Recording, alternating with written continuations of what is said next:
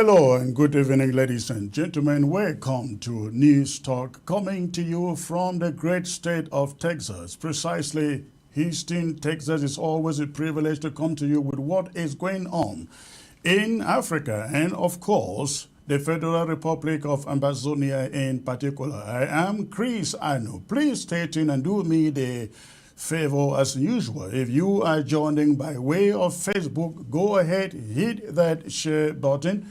And if you are watching on YouTube, do the same. Let somebody know the anchor man is not live. He is alive. Alive. Once more, thank you for tuning in and good evening to all of you joining by way of satellite from continental Africa. It's a pleasure to be with you today after a while. Tonight, we're going to be talking about the developments in Senegal, where the 44 years old Bassirou Faye is bent or poised on becoming the leader of Senegal.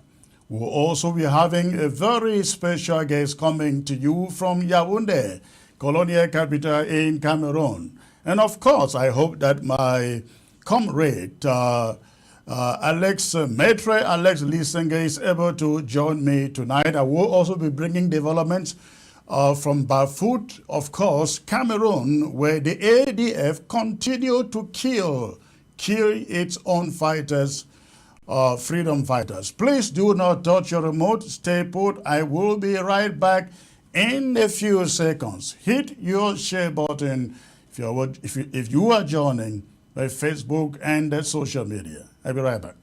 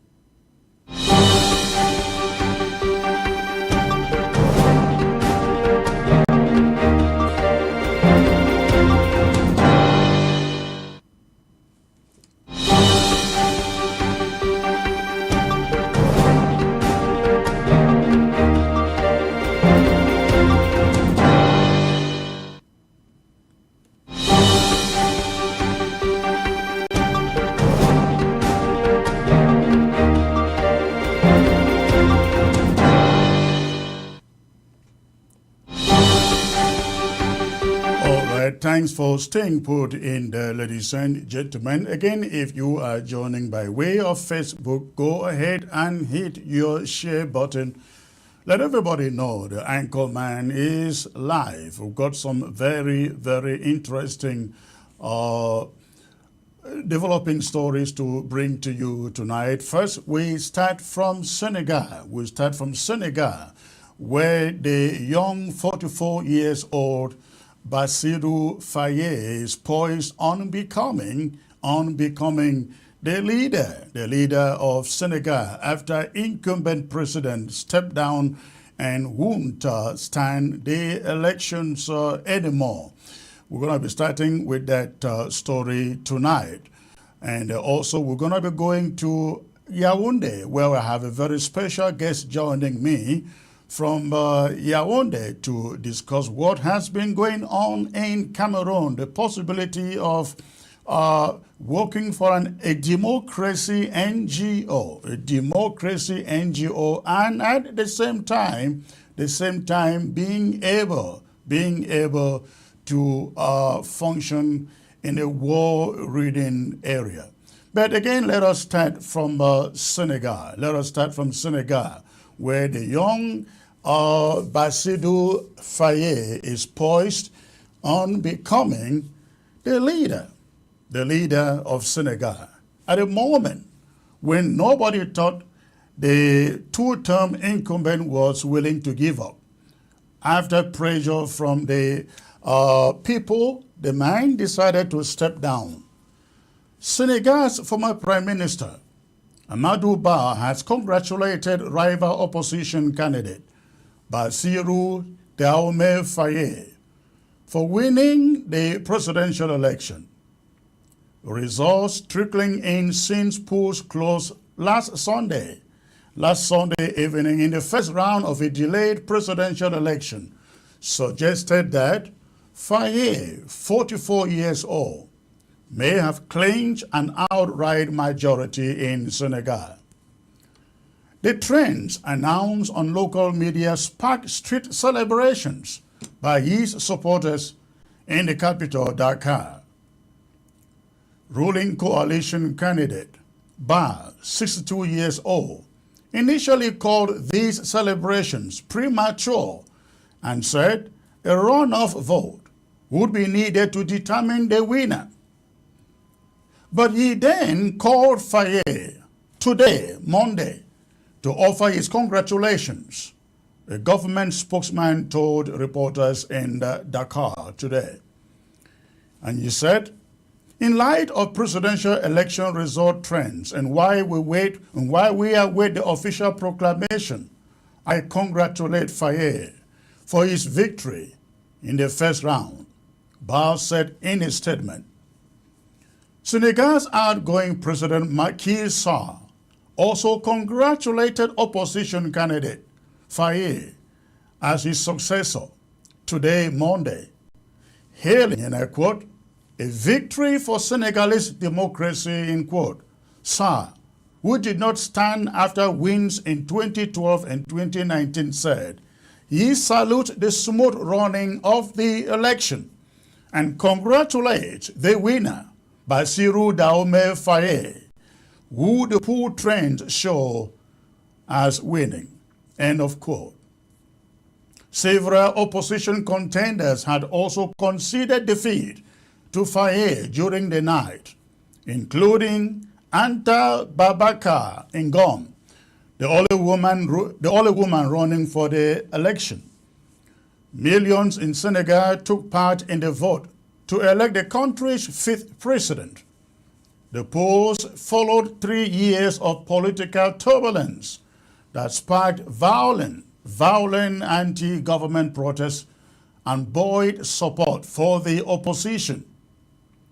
Ba was a candidate backed by outgoing President Macky Sall, who is stepping down amid a drop in popularity after 2 terms in office, marred by economic hardship.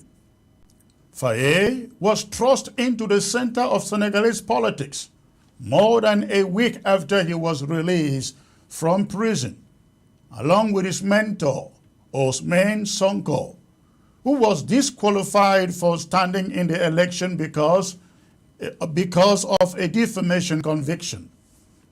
He has not spoken publicly since he cast his vote.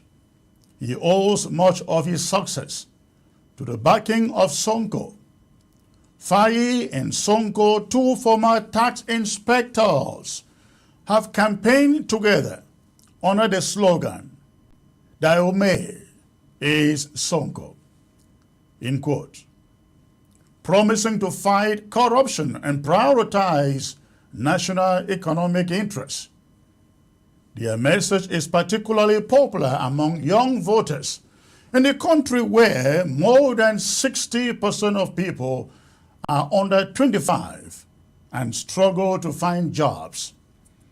A peaceful transition of power in Senegal would mark a boost for democracy in West Africa, where there have been 8 military coups since 2020.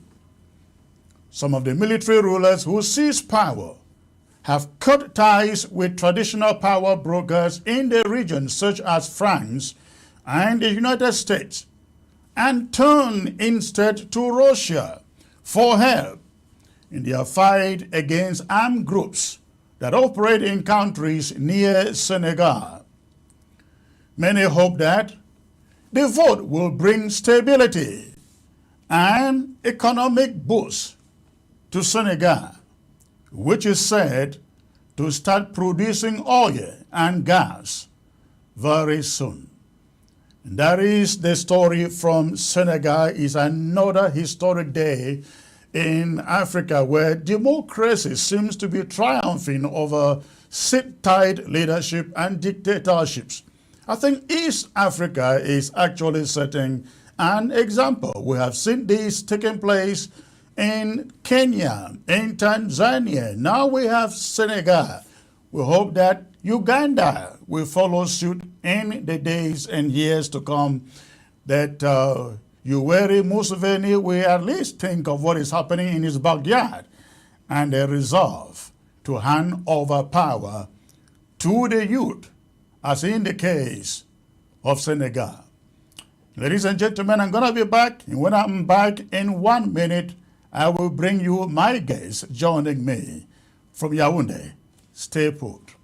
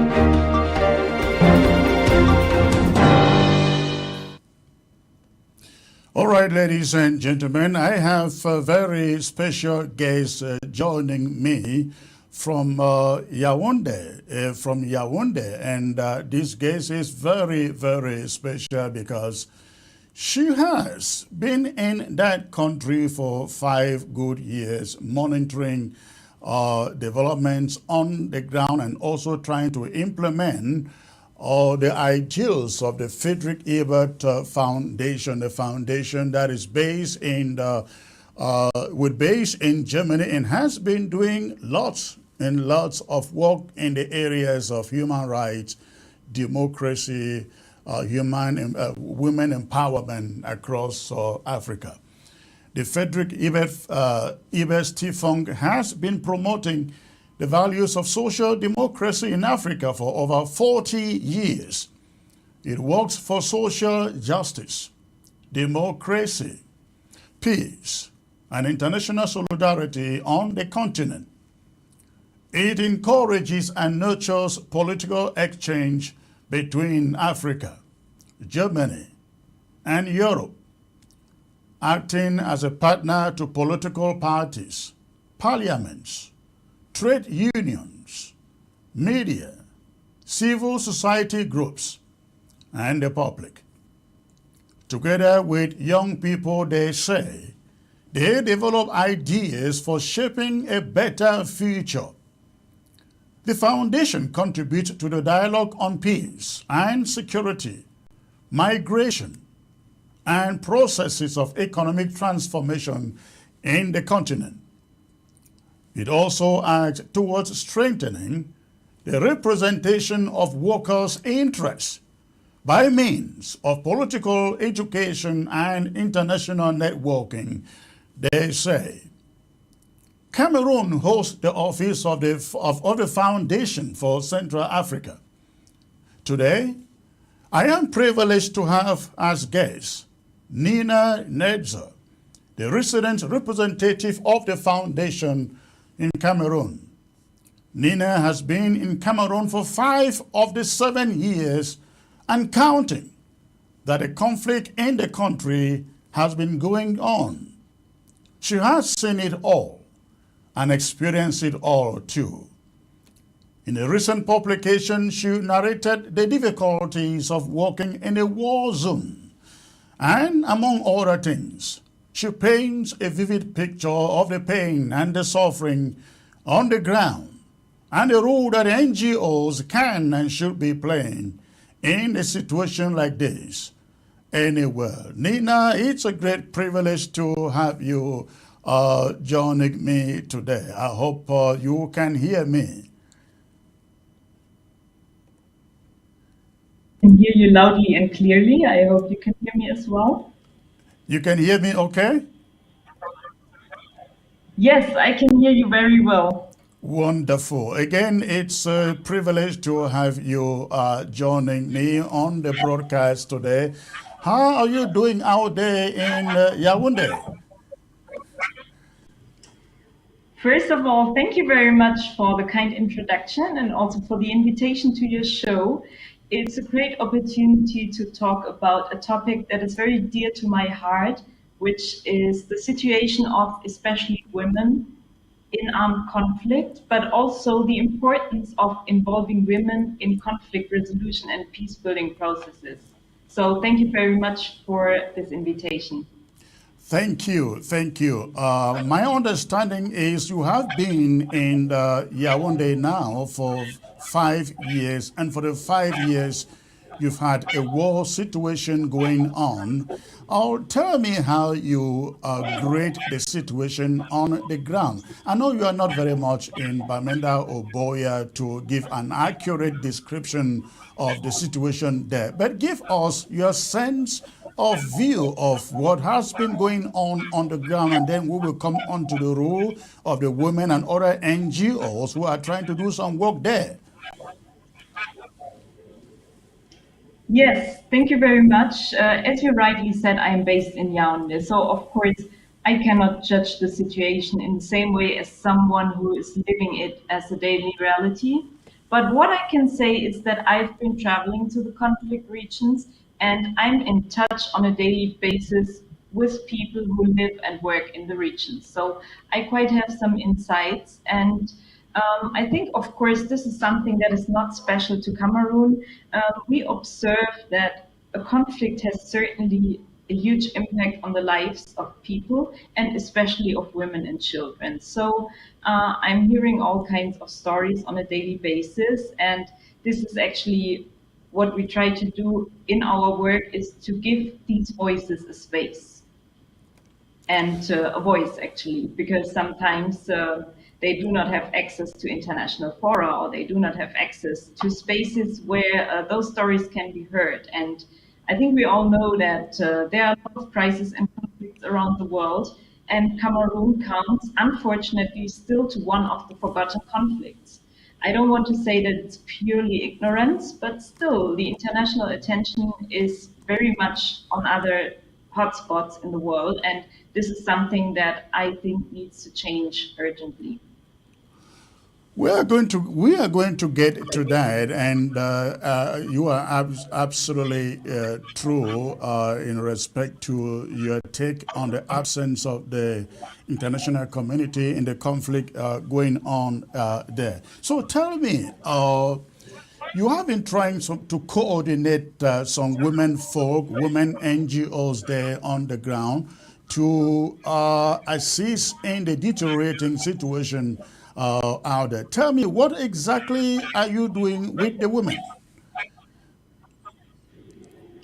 So when I arrived in Cameroon in 2019, I very quickly had the opportunity to exchange with women from the conflict regions. And actually, I found that they are doing a lot of things that are not really reflected in international and official national peace building processes. So that means we can observe that women never asked to live in a conflict-ridden zone.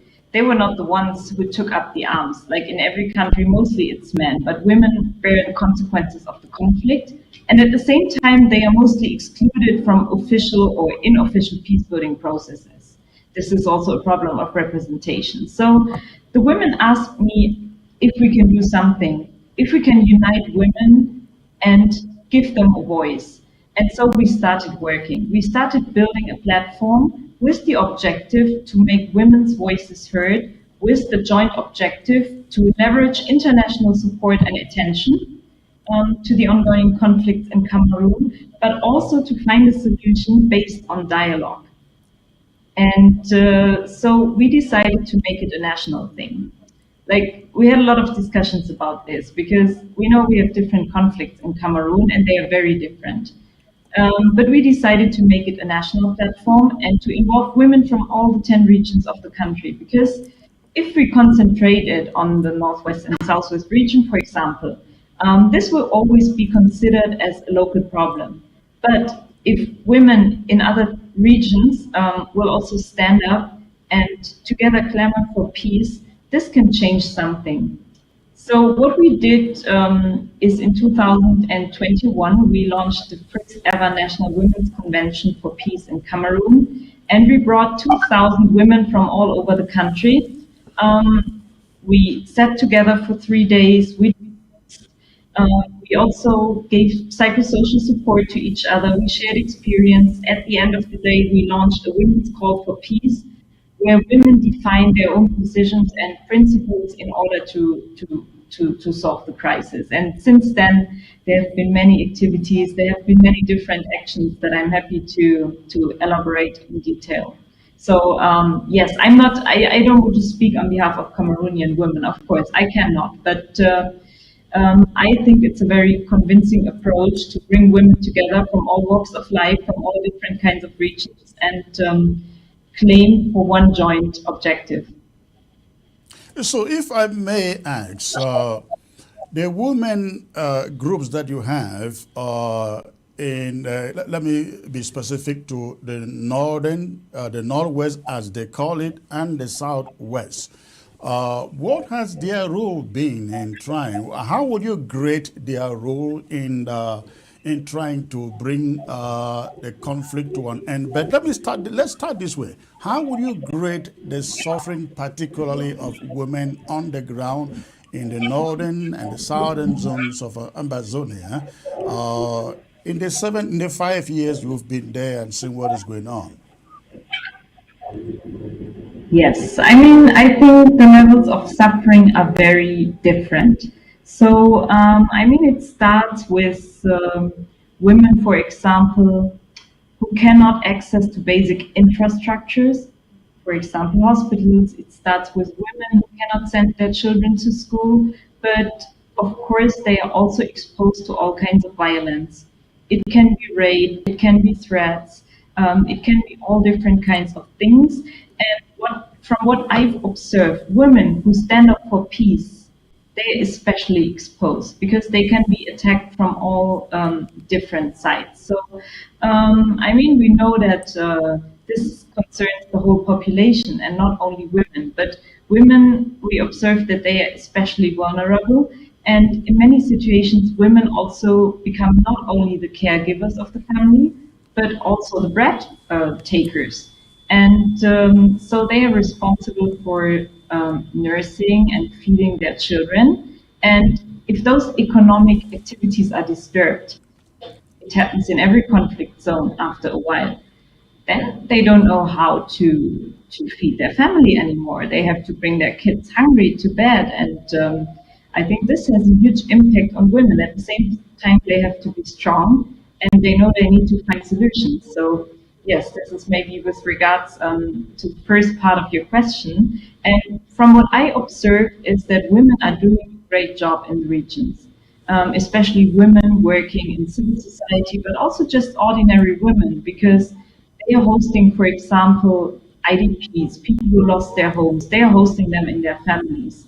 They give psychosocial support to girls who have been raped in the context of the crisis. And so I like to say they are like the glue of society. And I think if they would not do all this kind of, let's maybe summarize it as social activities, I think the situation on the ground would be much worse. And actually, I'm really full of admiration for the work that some of these women do. And talking about the displaced in Yaoundé, we know there are quite I mean, there are thousands of them displayed in Yaoundé, where you are. Have you had time to visit any of them to kind of appreciate the conditions under which they live, and what would you say they are? Yes, they are living under very difficult conditions. Most of them do not have ID cards. So for them, it's difficult to register maybe with NGOs or churches.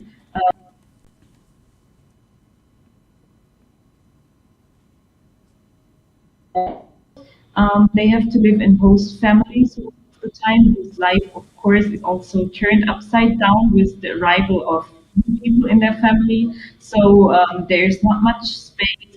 In many cases, it leads to domestic violence or gender-based violence. And basically, I would say it's NGOs, and I've visited many of them, who is taking care of these IDPs, but the number is really increasing, and that's why it's becoming more and more difficult.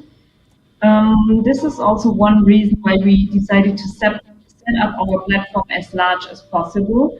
For example, we also have a member which is a domestic workers organization, because which is also true is since the outbreak of the conflict, many young girls come to Yaoundé and they either work in households to slave similar conditions, Yeah. or they have to prostitute themselves. They have to sell their bodies because they don't know how to survive. And so, yeah, we also need to take into consideration this perspective and to see how to legalize their status. So did you just say that the IDP numbers are increasing? I mean, you know that statistics are always difficult. So Yeah, I do yeah. not dare to give you a number because it would not be reliable anyway. But this is just an impression that we get from places that we see. It is in Yaoundé, but it's also in Bonaberi, in Douala, where we also have a NGO that is working over there. And I visited the camps of people coming over Yeah. and living there, and it's just it's huge. So this is maybe a more subjective impression, but not a reliable statistic. But of course, it's definitely an issue. So the government there would want everybody to believe that normalcy is returning back to the north and the south. So how would they explain the increase in IDPs if indeed normalcy is returning somewhere? I mean, what's your opinion on that? Do you see normalcy returning? Well, I mean, of course, I cannot talk on behalf of the government, right? And Right. it's also, I think, it's not my role to like judge their statements. No, but I think what we can do as women, and maybe also as the platform, I'm talking on behalf of the platform, is to really encourage all actors, including the government, and that's what we do on a daily basis, to find solutions, not only immediate solutions to end take care of IDPs, to offer psychosocial support to victims.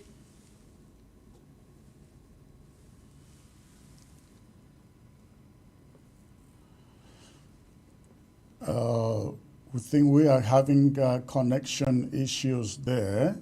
Nina seems to be freezing on the screen. I hope we can get her back on.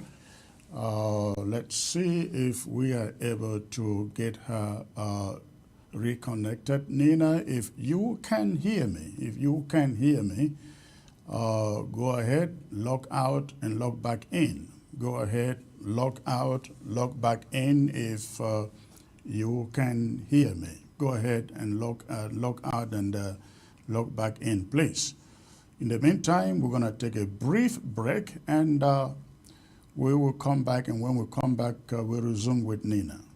ABS can help you reach your target audience like never before.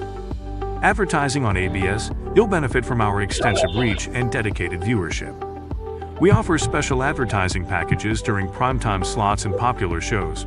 You'll also be featured on our social media platforms, reaching an even wider audience. Don't miss out on this opportunity. Take your business to the next level. Contact our advertising team at absafricatv@gmail.com.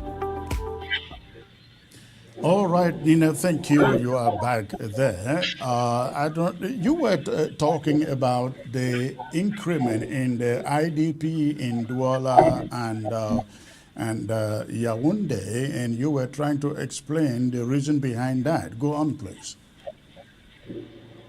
Yes, I don't know at what point I was actually cut, but actually, what I was saying is that You I were saying cannot that judge you like. don't want to. You don't have. You are not in the position to explain government's reasons for saying that no mercy is returning. Yes, I'm not in the position, especially as a foreigner. I think this is something where we have to be really careful about. But I'm in the position as a woman and also as someone who works with a platform of women, whose objective it is to encourage all actors, including the Cameroonian government, and we do this on a daily basis, to find solutions, immediate solutions to end hostilities, but also solutions to take care of IDPs, to offer psychosocial support centers to victims of the crisis, to provide for food security and all these kind of things. So yes, we would encourage all actors to work into this direction because there's not much time to lose. Every day that is wasted without coming closer to a solution, more lives are lost, and this is something that we absolutely need to avoid. So tell me from your experience, who is helping the IDPs in Douala and in Yaoundé? Do you see the government doing it, or you see the NGOs leading the way? I'm not an expert on the situation of IDPs, but there are many NGOs who are doing the job. So the most from what I've seen, most the IDPs are hosted either in like small settlements or Okay. in families. So, I mean, this brings me to the point how important the engagement of women is, women in civil society, because as I said, I think the situation would be more difficult if they would not engage, for example, for IDPs, but also for women and girls who have suffered violences from the conflict. And my big problem is the question of representation. So I mean, from what we've seen in peace processes, it can be the major national dialogue, but also different peace processes.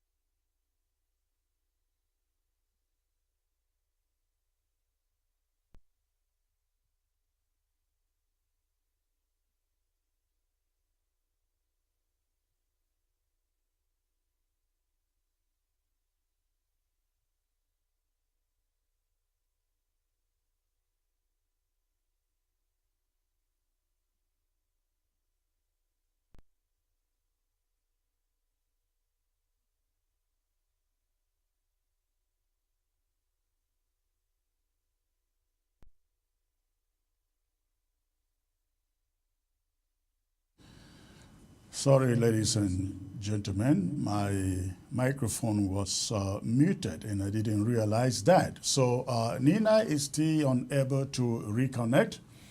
In the meantime, I'm going to switch to my other guest, Alex Lisenge, who is joining me from London,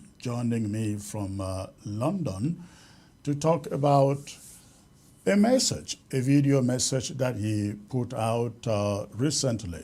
Alex Lisenge is very much known amongst Ambazonians, Southern Cameroonians, and even in La République du Cameroon, where he was one of those who attended their so-called Grand National Dialogue. But when you listen to Alex Lisenge, he doesn't speak like somebody who believes in the so-called Grand National Dialogue. In fact, he speaks more like an Ambazonian, an independentist. But let's hold it there. I see Nina is reconnected. Nina, very unfortunately, this is why I hate doing interviews from your end there, because of the network. I've never had a successful interview with anyone joining from Cameroon, but let's try this once more and see. So I was asking you, who do you see taking care of these internally displaced, as they call it over there? We call them refugees. They are not internally displaced, but we regard them as refugees because La République du Cameroon is not their country. It is a foreign country for them. So tell me, from your point of view, who do you see taking care of those refugees in Douala, in Yaoundé, in Bafoussam, and all those places? Is it the NGOs or is it the government? What's your opinion there? First of all, I apologize for the connectivity issue. I hope it will work now. So I try to say that the places that I've visited were run by NGOs and by women.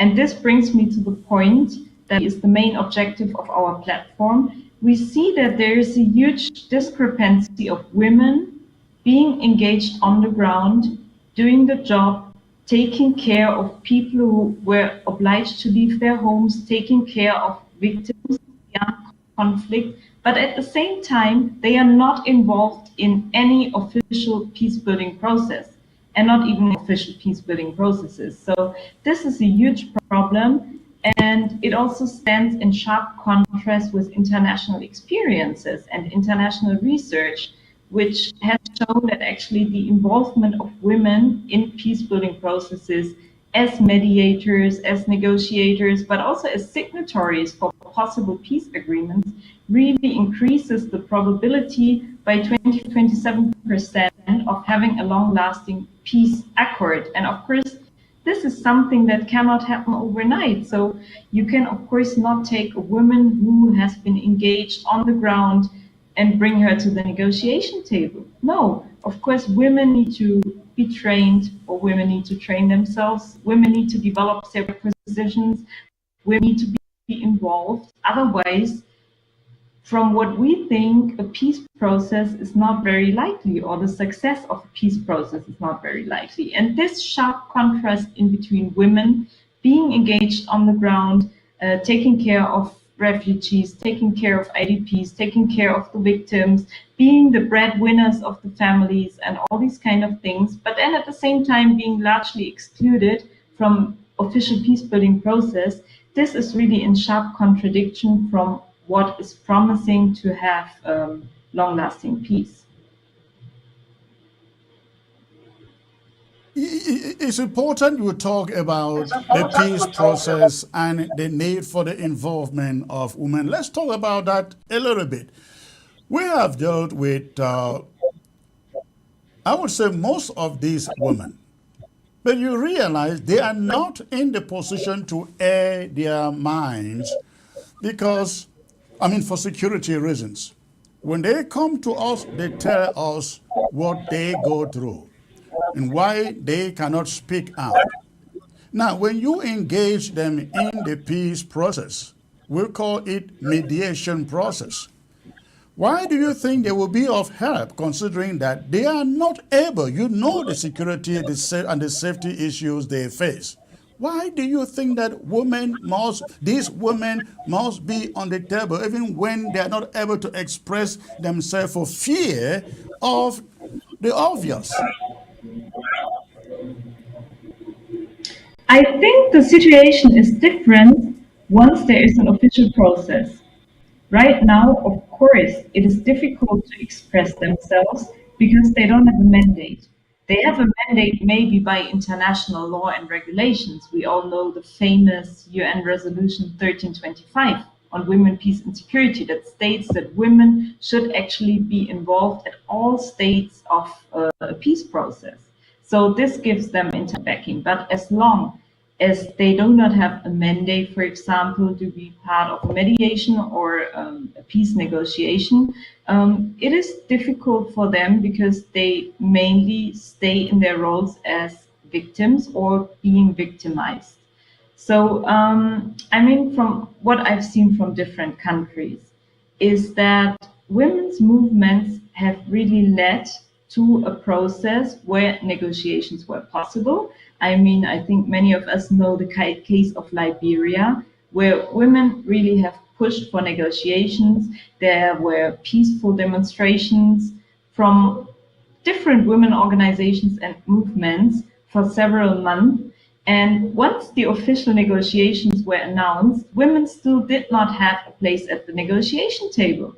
So they tried to organize a parallel summit, they tried to hand over their own recommendations, and they continued to make noise until they were involved. There are more examples like this, for example, from Colombia, and there's a lot of interesting research. For example, there was a study that analyzed 156 peace agreements around the world. And this study has come to the conclusion that if women are involved in the adoption, negotiation, and signing of these peace agreements, the likeliness to have long-lasting peace is much higher. But this is something that is really not happening. And for me, it's obvious that women need to be involved because in most of the countries, they are more than half of the population. And I don't think they also have a say, they have an interest in the resolution of conflicts. And I don't think that a sustainable solution is possible if more than half of the population is excluded. If we think we can talk for them and they cannot talk for themselves. So, yes, I agree with you that definitely we cannot take any women. It needs to be qualified women. But we, for example, as our platform, we have those women. We have our position. So if tomorrow you would invite us to sit on the table to negotiate, we would be ready.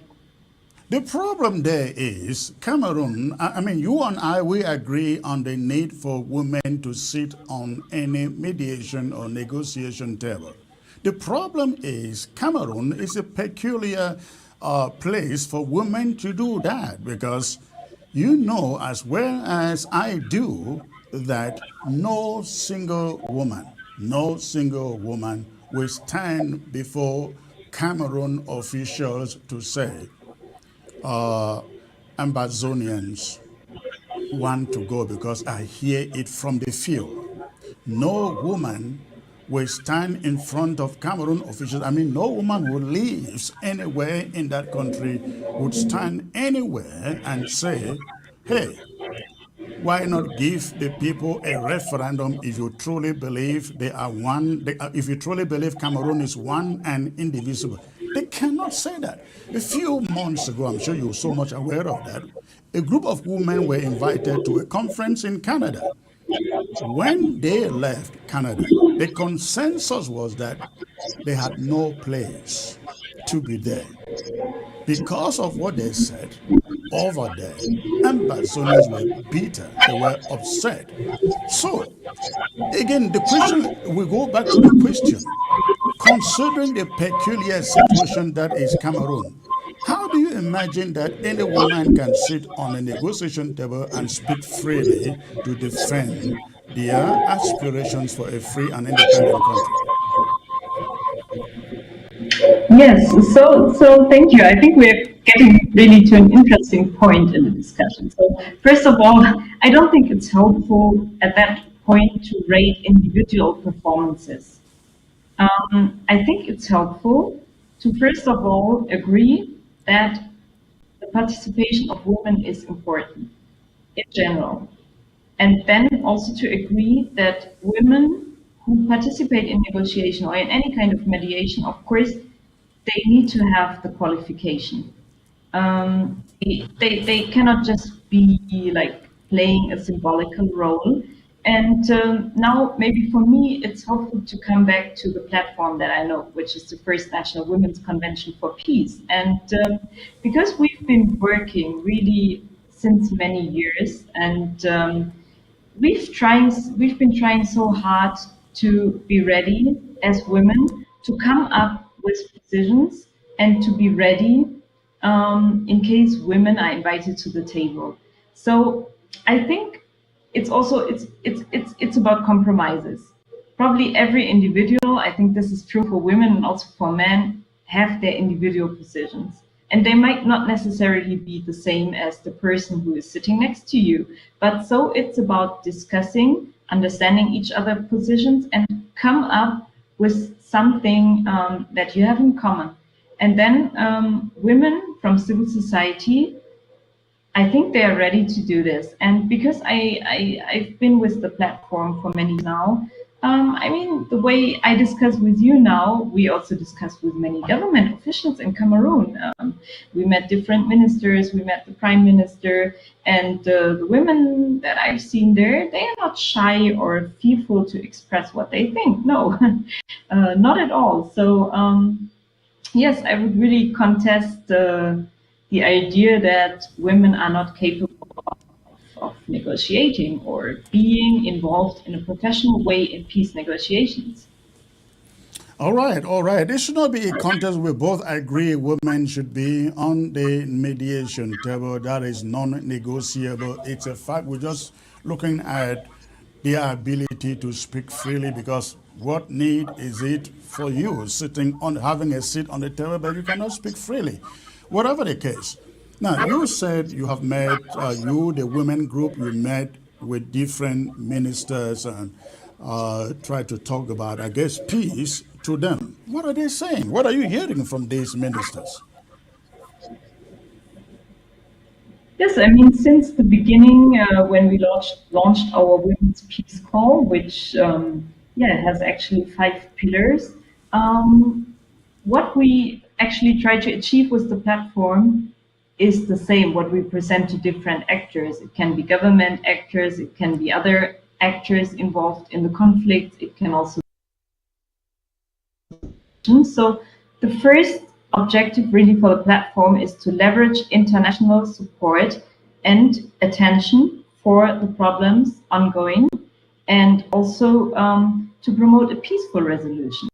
So secondly, we champion the idea of constructive and inclusive dialogue, because from what we've been observing is that the past 8 years of like military attempts to solve the problem have not succeeded. And at the same time, the situation on the ground is still difficult. So we are promoting, as women from civil society, a peaceful approach based on conflict.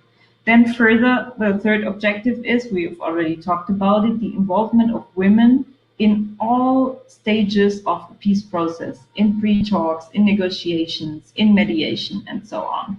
And then, as I said, we also want to foster psychosocial support for people from the crisis. And I mean, we have set up these claims and objectives in many different documents, publications, and so on. And if we talk to the Prime Minister, if we talk to any other minister, if we talk to any other stakeholder, those are the things that we stand for, right?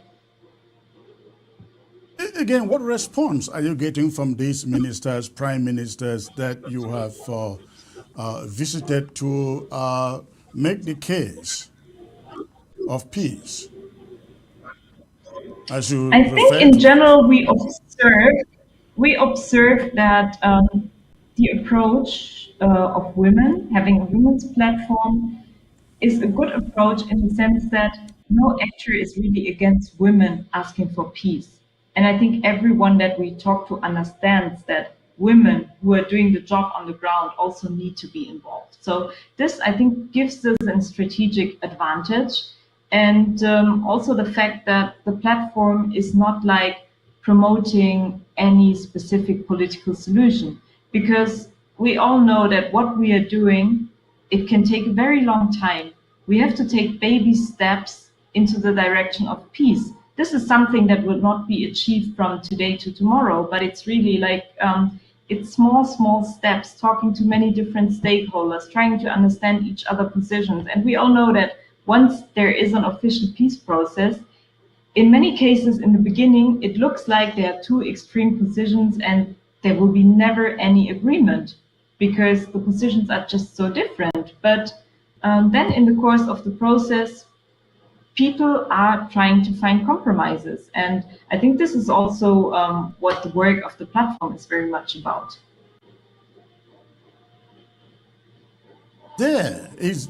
Is there any reason from you being on the ground and with the women why Cameroon Parliament has not, as much as for once, discussed a problem going on in its country? I mean, I can see the effort of the women, but have you wondered and asked the authorities that be, why is your parliament doing nothing, zero, to this conflict? Yes, I think it's a question of approaches.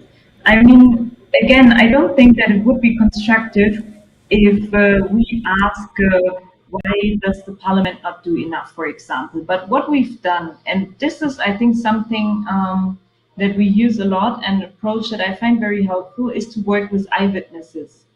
Like, for example, what we did in 2022 is that we organized an event in the National Assembly, in the Parliament, and we explained the approach of the platform, but most importantly, we brought eyewitnesses from the conflict regions. So we had women from the far north regions, we had women from the northwest and southwest region who testified in front of the Parliament about the situation on the ground. And I think, we are all human beings.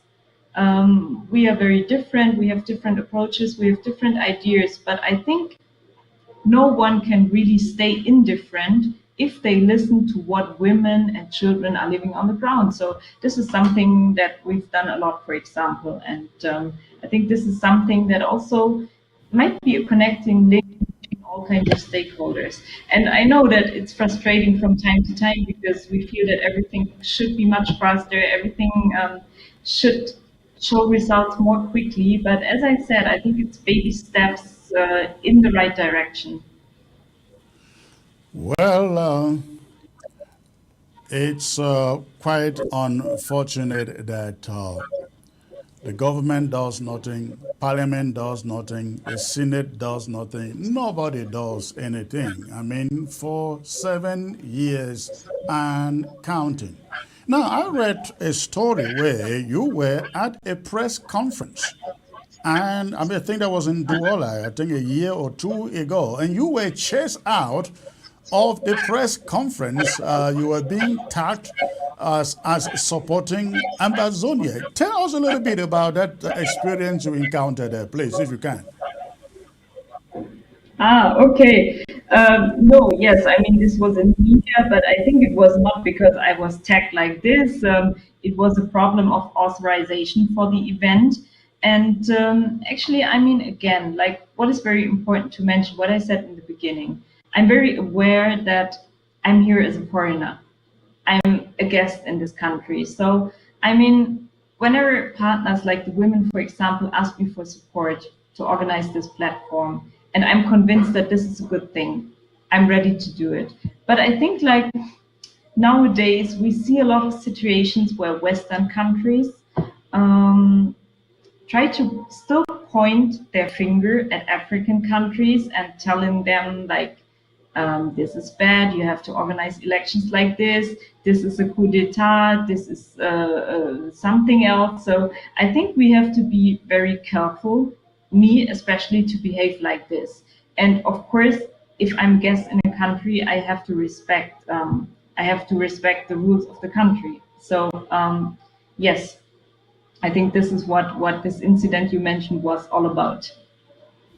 So, what was this event about that you were conducting a press conference and the security forces came and chased you out? Was it about elections? No, it was a communication training. It was not even a press conference. It was a communication training. And as FES, as you said in your introduction, we are working with young people and also with many young people who are engaged in political parties because, yeah, we think that actually we need people, we need citizens in every country, not only in Cameroon, who are ready to be engaged, to use their voters' right, but also who are ready to run for elections, for example. And that's why we organize trainings. And in Douala, this was one of our like regular trainings that we try to organize. We have seen the role that the media in Cameroon has played in this conflict. I would say 80% of them slant the stories to favor whatever Cameroon is doing. I don't know whether that is your opinion. That is what you have seen on the ground. How would you evaluate the media vis-a-vis the 7 years old conflict? I mean, what I've seen is that there is still an underreporting in general about what happens on the ground. Like in many cases, we see WhatsApp videos, we see statements from people who just share with us in social media, but the media reporting is still not, yeah, is still not what it should be. And of course, this can also be a problem at the international level. And I'm sure it contributes to the fact that Cameroon has been nominated, sadly, but has been nominated as one of the forgotten crises of the world. Right, you talked about that from the beginning of the interview, the neglect by the international community. What, in your opinion? I mean, you are from Germany. Germany is one of the major country in Europe that you expect that they should be leading the way for trying to figure out a solution to the conflict. Germany has not done anything. I mean, zero. They have very much influence at the EU Parliament, very little that they've done there. Uh, what do you think accounts for this, not just for Germany, but all of Europe as a whole?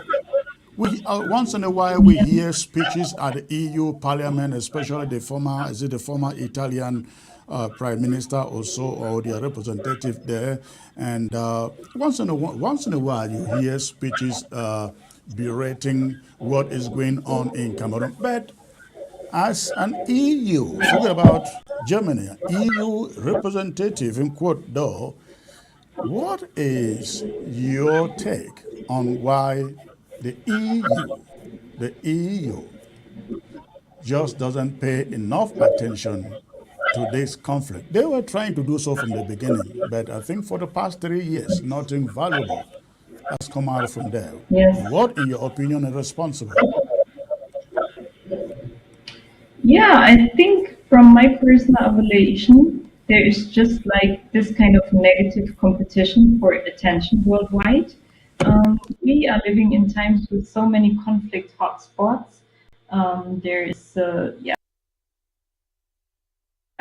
the Ukraine. There are so many different countries where others have their stake. So it's of course very difficult to give the same degree of attention to every conflict. And I wouldn't. I mean, again, I'm not. I'm working for a German non-profit organization, so I cannot neither talk on behalf of the government nor maybe judge their performance. But I think again, it's not that there is no interest or that nothing is done, but it's really like there need to be a lot of steps until the results are visible. I mean, this is the difficult thing about policy making, right? It can take decades of work, and comparatively, the conflict in Cameroon is relatively young. I mean, we've seen conflicts that last for decades until a solution can be found, and it's very unfortunate not to have quicker results. But I think all of the stakeholders, international community, government, civil society, everybody has to contribute their little part. A complaint that you hear a lot is that the diplomatic community in Yaoundé does very little. Very little. Is it your opinion, being that you are in Yaoundé, you are part of that community? Yeah, I'm not a diplomat, and I don't think that they are doing little. I mean, for example, there are people coming to Cameroon to learn about the situation. Like there have been members of the parliament, for example, traveling to Cameroon, people from the foreign ministry to learn about the situation. So I don't think that nothing is done. But again, I mean, I think we cannot expect a crisis that is like, has very old root causes to be solved within a couple of years or a couple of months. Probably, I think this is just not realistic, and we need to have a lot of patience. And yeah, that's why actually we think as women, what we can do is to try to remind all actors what's happening on the ground, to try to encourage everyone to continue to seek for solutions, to try to encourage everyone to hear from the ground, to try to encourage everyone to involve women in for solutions. And yeah, this is actually the role that we can play. What is hard uh, for the diplomats in Yaoundé suggesting to their home countries, you have to do something? You talk about the suffering and the pain on the ground, the killings, the abductions, the rapes of on women, and so on. Why is it hard? Again, in your opinion, because you are not in the position to make those decisions, but you are there on the ground. You talk to most of these diplomats.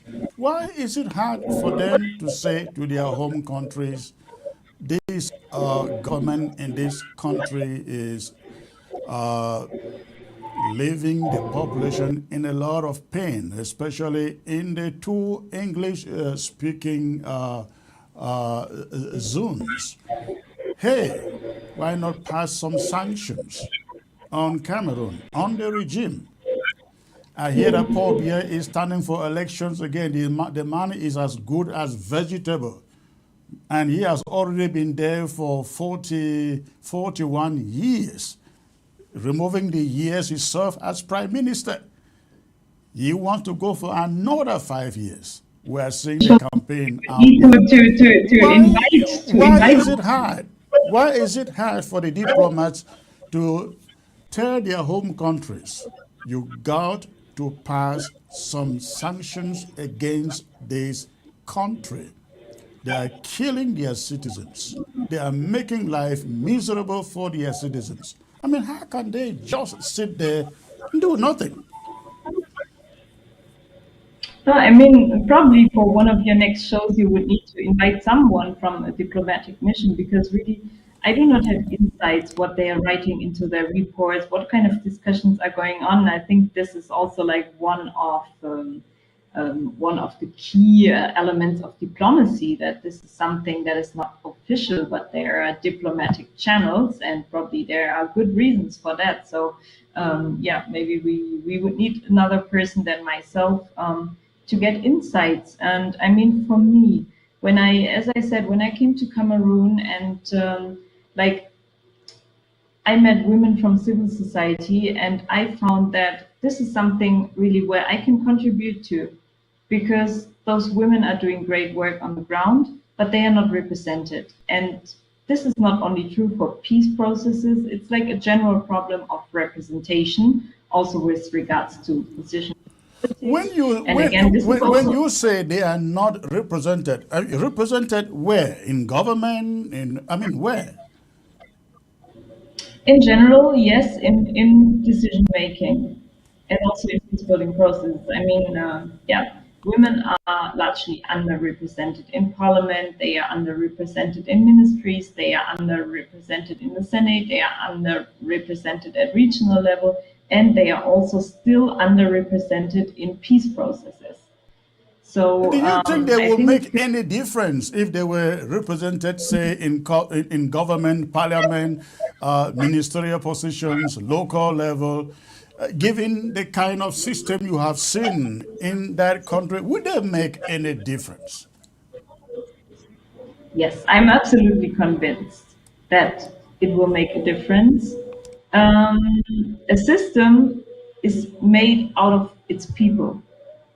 So, of course, if half of the population is underrepresented and cannot bring in political claims, does not have sufficient access to power resources.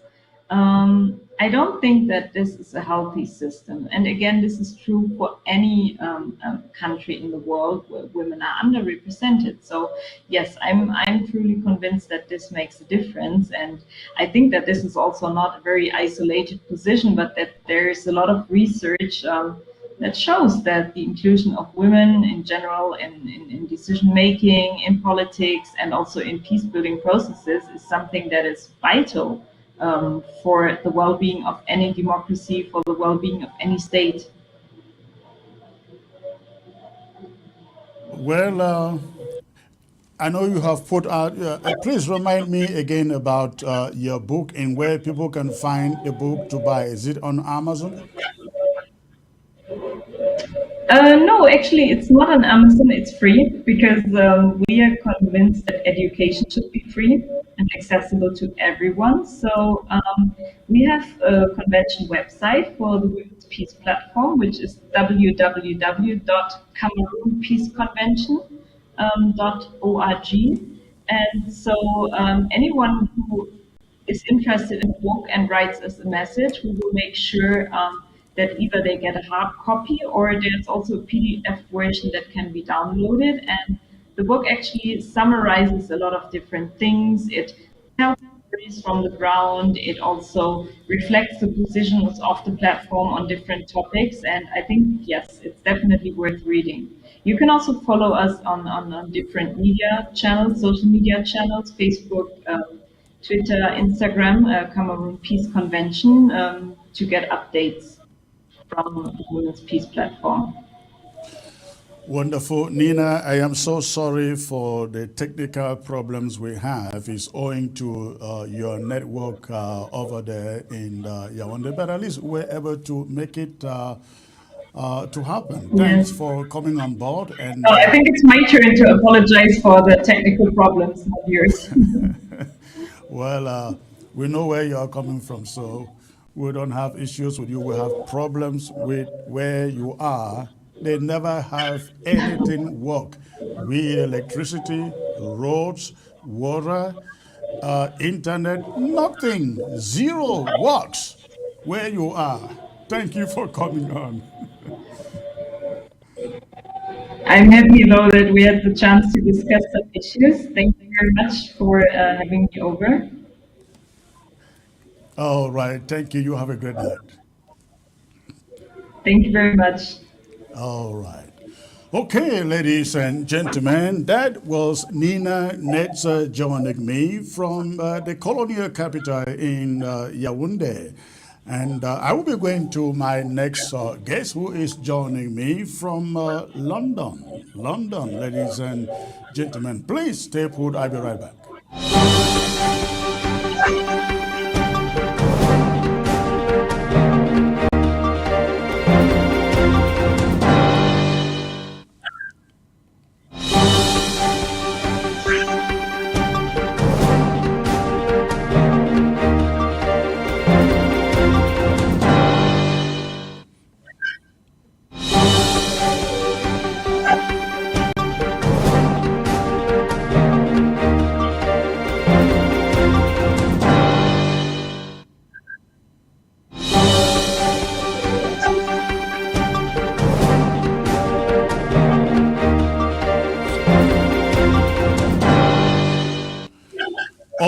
right, ladies and gentlemen, thanks for staying put. I am being joined at this moment by Metro Alex Lisenge, who is joining me from London to talk about what is going on in Cameroon today. They are belligerent to sit down and negotiate with with Southern Cameroon's Amazonia to let them go,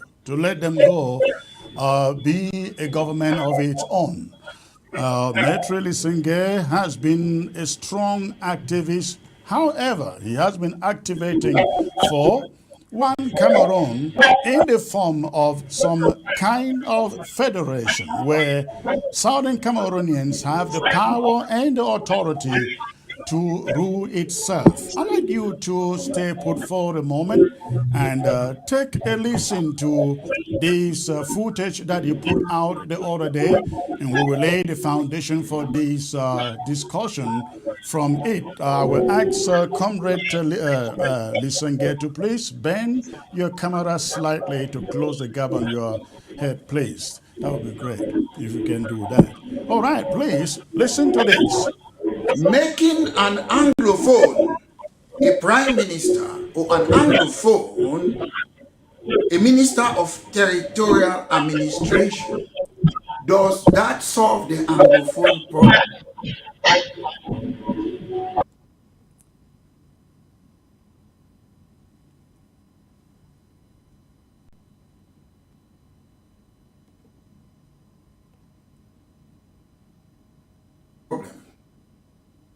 Ladies and gentlemen, this is my message for today, the 15th of March, 2024.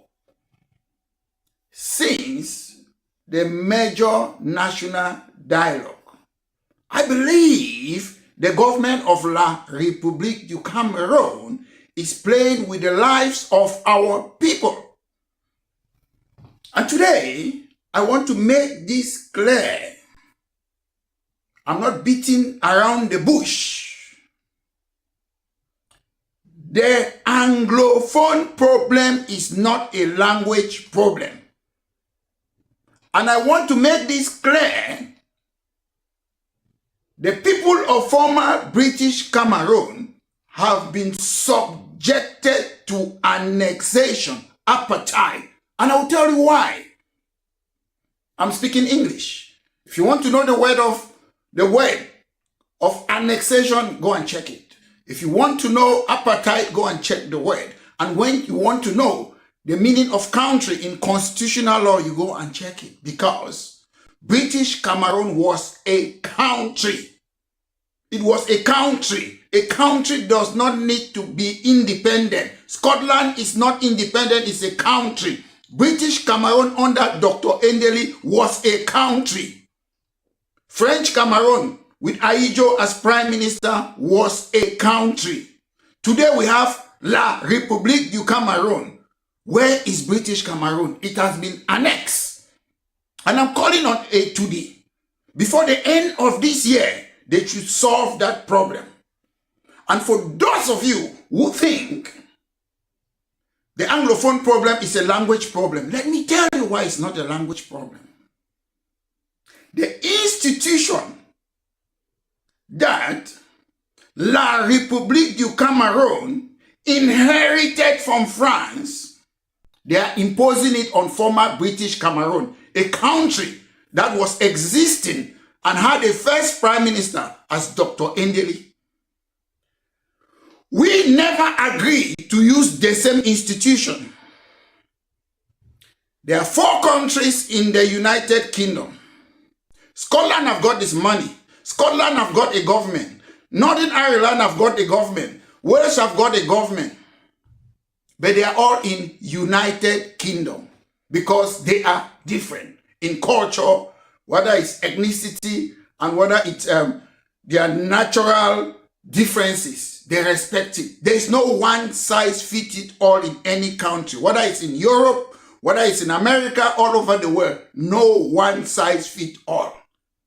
You cannot be running a country, Mr. Bia, with a degree. No, we are different. When I say They have annexed the people of former British Cameroon, Northwest and Southwest. This is my point. Enam that we are using in the country, La République du Cameroon. Enam was created in 1945 by General Charles de Gaulle. It's a French institution. In the English part of Cameroon, we have our own institution. Why are they imposing Enam on us? That's annexation. France CFA was created in France in 1945. French money. We in British Cameroon were using shillings. We never agreed to use the same money. There is no document, there is no treaty to say we should use France CFA. They have forced it on us. That is annexation. The military tribunal, which was called Revolutionary Tribunal, was created on the 12th of March, 1793 in France to try political opinion. That is what they are using to try Anglophones that have a different legal system. That is annexation. It is not a language problem.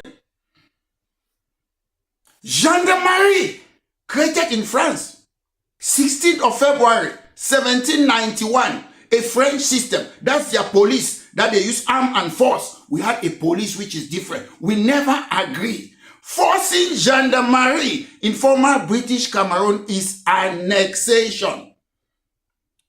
UDIAC, which was a French creation, they started planning it before independence. On the 8th of December, 1964, UDIAC signed a treaty to establish CEMAC to promote regional integration. And when you look at CEMAC, all the countries in CEMAC are French country, and they are forcing the English part of Cameroon inside CEMAC. That's why they have never been English on our money that we use in La République du Cameroun. Institut Pasteur from France, 4th of June, 1887. We had our own English institution. British Cameroon had a legal system that we base our law on case law, jurisprudence. French Cameroon had what we call, is it the Napoleonic Code? That's what they are using. And what happens today, if somebody commits an offense, in former British Cameroon, they take you to Yaoundé, to military tribunal. That is annexation. You don't need to send somebody from a Commonwealth jurisdiction to Yaoundé. We have different systems. When you look at prefer this unelected governor, it started on February 17, 1800 by Napoleon Bonaparte. This unelected governor. In our Anglo-Saxon system, we elect governors. We elect what they call prefer or deals. You don't appoint civil servant politician. My message to the BS government is that you cannot be playing to the gallery. You cannot be doing this window dressing exercise. Why I condemn those who are using force? Because I'm a non-violent activist politician. But I'm saying, Mr. Bia, Anglophones are not going to beg you. It is our right. Most of you choose to remain with France. United Kingdom left Southern Cameroon. A plebiscite. We decided to join you. If we decided with a referendum to join you, we have a choice to leave. I see Cameroon. There is a non-functional government. The duty of a government is to maintain law and order, to enforce laws, to assist economic, socially, and politically. The government of Cameroon is doing nothing. Every day I call Cameroon, there is no electricity, there is no water, there are no roads. Cameroon is as dirty as a pigsty. Nobody is doing anything. Do these people who are running the country, do they know how to govern a country? It doesn't mean I'm in the diaspora. There is no nationality as diaspora. I am a Bakwarian. I was born in this country named by slaves. Rio dos Cameros, named by slaves. A name that we should have changed by now. We are still using this name. Named by slaves. People who had a slave plantation rather. They were running a slave plantation in the Cameroons, and they call it Rio dos Cameros. We are still bearing that slave name because some people want to stay in power forever.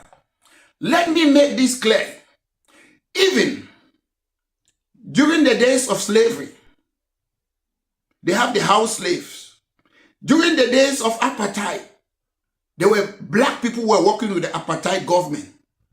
So, because an Anglophone is a prime minister, because an Anglophone is a minister of territorial administration or an Anglophone being minister of education, they are not working for the interests of Anglophone, former British Cameroon. They are working for the apartheid government. A minister of territorial administration is a minister for Cameroons, not for Anglophones.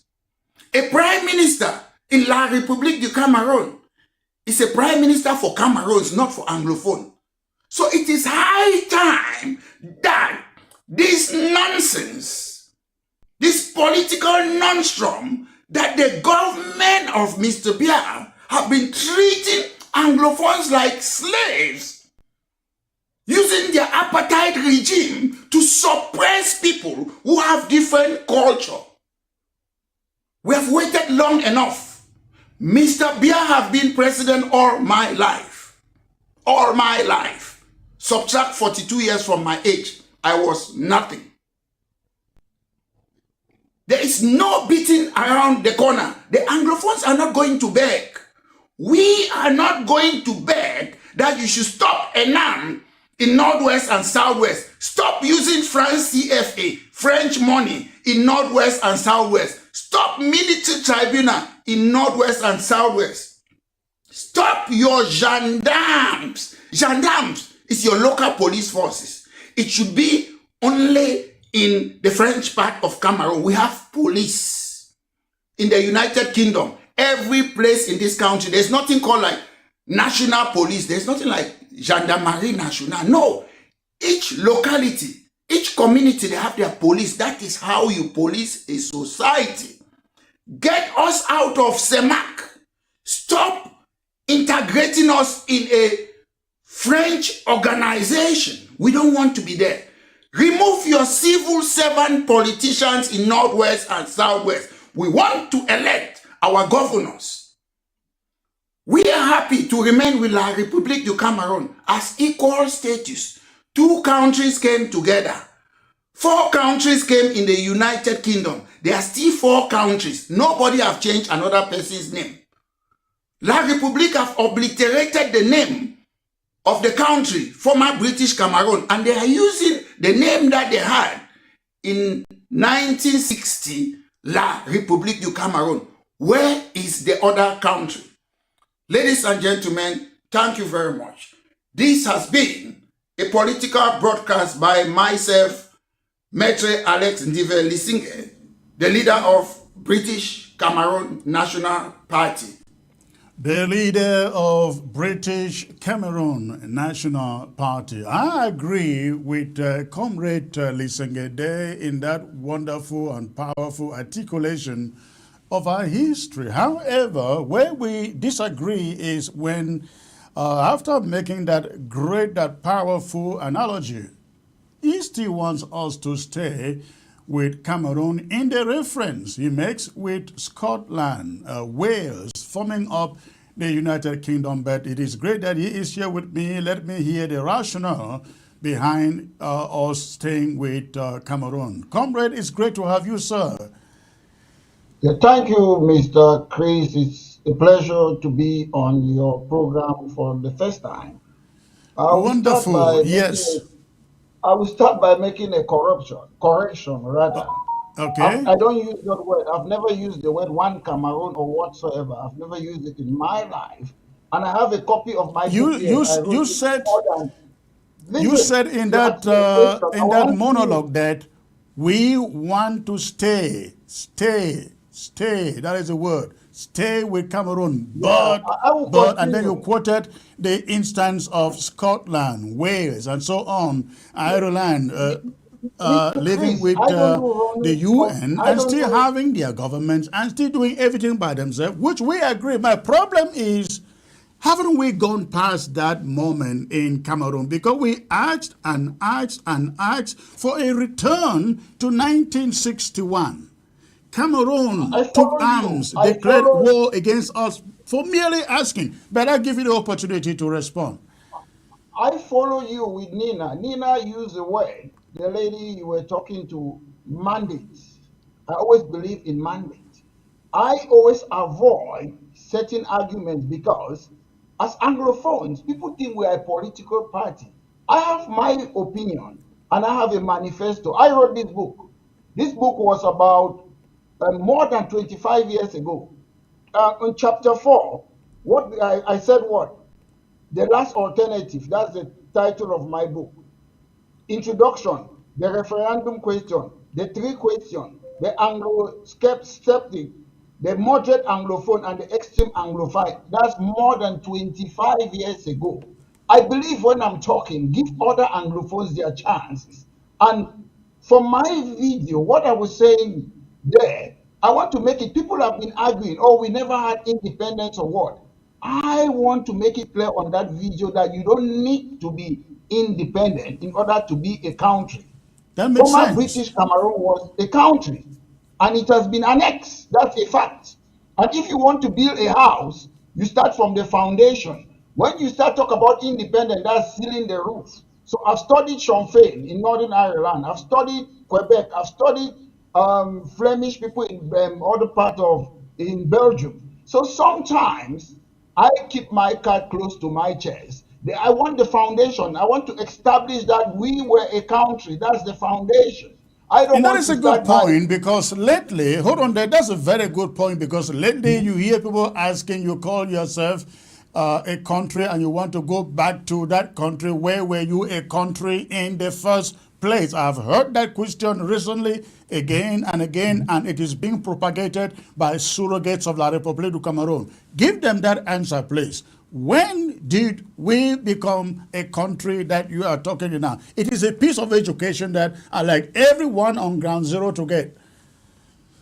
like I will quote my constitutional lecturer in Guakele, Jean Bipung Jean Marie, who was in the constitutional community, Mr. Bia.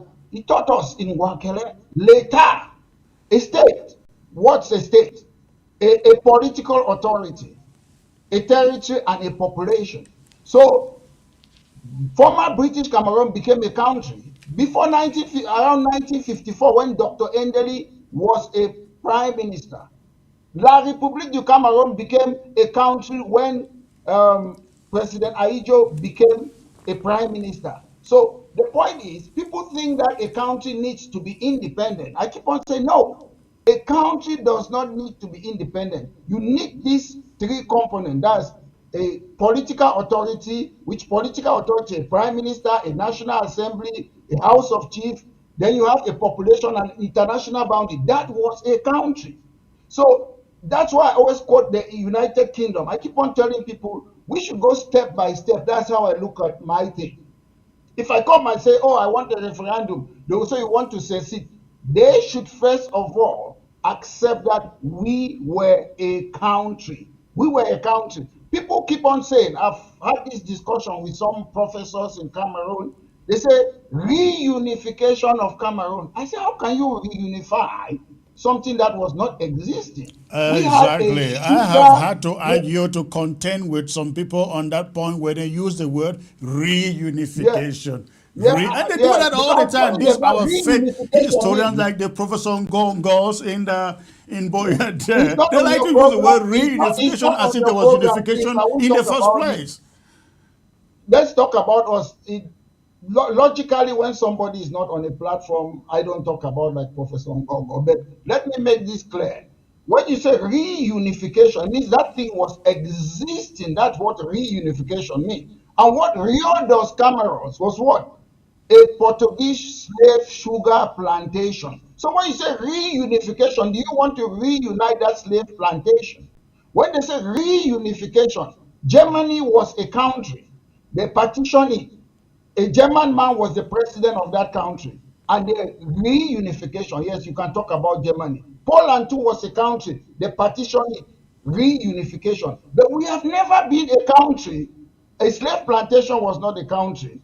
A UN trusteeship was not a country. The German signing treaty with Aqua was not a country. We became a country when Dr. Endeli became prime minister of former British Cameroon. It was a country. It's a fact. And you see, most people, they don't want to have this debate with us because I will use the word, because I keep on saying annexation is an English word. It's not Mungaka. It's nothing. And it is clear. It's an acquisition of another territory that at the expense of another. We have two states. So at the end of the day, from my video, I made it clear on my video there that why is it that all the institutions we are using in Cameroon were inherited from France? And now, Yeah. ENS, the money, everything. When did we agree that let's use this money or let's use this institution? So everything that we are using in military tribunal, they inherited it from France. And that is clear annexation. Mr. Bia made it clear we have been assimilated. Assimilation just means imposing one's legal administrative system on the other person. That's assimilation. And we don't want to have this debate. And it's a debate that these people are just whining time. At the end of the day, it's a fact. I was in the national dialogue. There's this guy, is this Yani Kawakawa? He came and met me that they are saying that they will bribe him, give him money. He should not talk about federalism. I don't know why we are afraid of a debate in our country. So it's very dangerous. I know the government of Cameroon. I've studied them for a long time. Who did Kawa say was bribing him not to talk about, mention federalism? It's the government officials there inside the national dialogue. He came, he approached me, and I talk about it on Equinox television. So you see, these people, they are not, I know them. Sometimes I look at things. Sometimes some of you call yourself Ambazonia.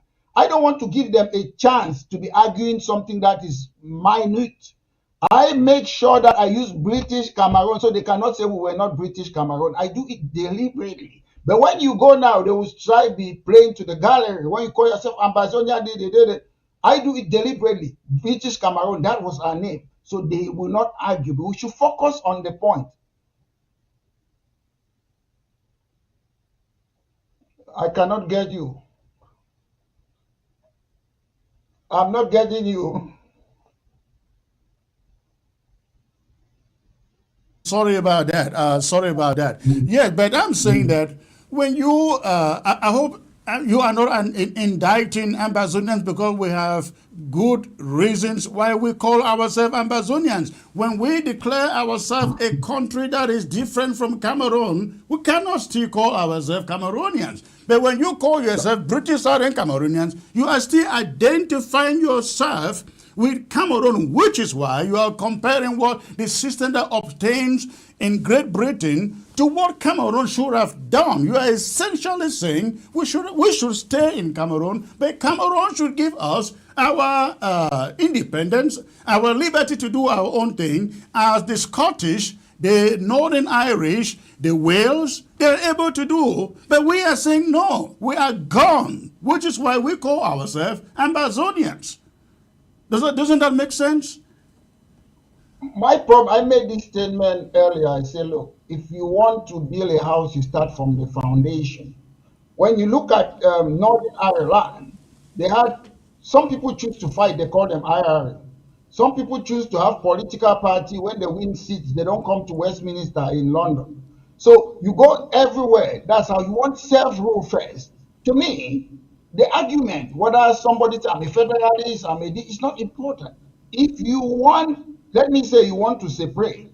Do you know why the government of Cameroon is scared of federalism? is a step to separation or independence. That is why they don't want it. So no, if you want something, you start climbing the step. You don't start from the roof. You start from the foundation. When they give you their fake, how do you call it? Is it regional assembly? When they give it to you, take it. It's nothing. They keep on taking it. You're climbing and you're going, and one day you achieve your aim. But what are you doing? What are you doing with a regional assembly? What are you doing with? I mean, for 2 years they gave them regional assemblies from their so-called Grand National Dialogue, and I think we were discussing last night, and you mentioned the fact that for over 2 years now, the regional assemblies cannot even submit projects to Yaoundé because there is no budget for any project. So what are they? What's their use? My point is, put yourself in a position of power. The CPDM government, the CNU rebranded CPDM, they're in power. They are dictators. And to me, some of you, I know people will say I'm blunt. I'm always blunt. You call them government. When you see the amount of people that Mr. Biya have put them in prison, it's a criminal syndicate. It's not a government. So when you want to fight those type of people, you have to understand how to fight them. And at the end of the day, you have to look. It's certain thing. Our case is clear. They know that. But what do you expect? Tell me one dictator on earth, whether it was Mobutu or whether it was Stanley or Lenin, who will just come and give you power like that. Dictators don't give you power. So there are different ways that people fight. Our focus, to me, especially the Anglophones who want to have equal status, the focus to me on Anglophone, you should look at what we have in common. We don't need to agree on everything as Anglophones. But at the end of the day, if you see most Anglophones, they're fighting for leadership. It's not about leadership. You fight for our people, our children, our children's children. One day we're not going to be alive. And why we are suffering today is because our parents, they made what happened to happen today. It's not as if La Republique came and conquered us. What did they do? When they look at intelligent people like Dr. Endeli and Mr. Joa, they keep them out. They look for some people who want position, they put them there, and they have to do what they did. So sometimes, I, as an Anglophone, I want us to look at this self-marginalization. You take responsibility by looking at your fault, and we make sure when we want to put people there, we put people who know what to stand, what will fight for us and stand. I'll tell you something.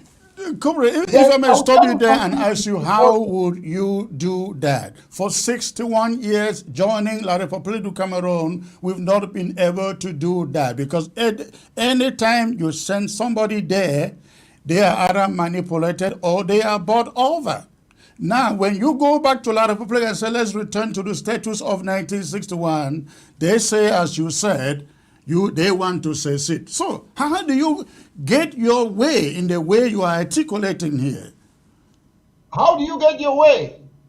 British Cameroon National Party. We have never had a minor party in Cameroon that focuses only in Northwest and Southwest. SDF was a national party, was fighting to become president of Cameroon. So how do you live in the diaspora and you have a party in the Northwest and Southwest? Who is running it?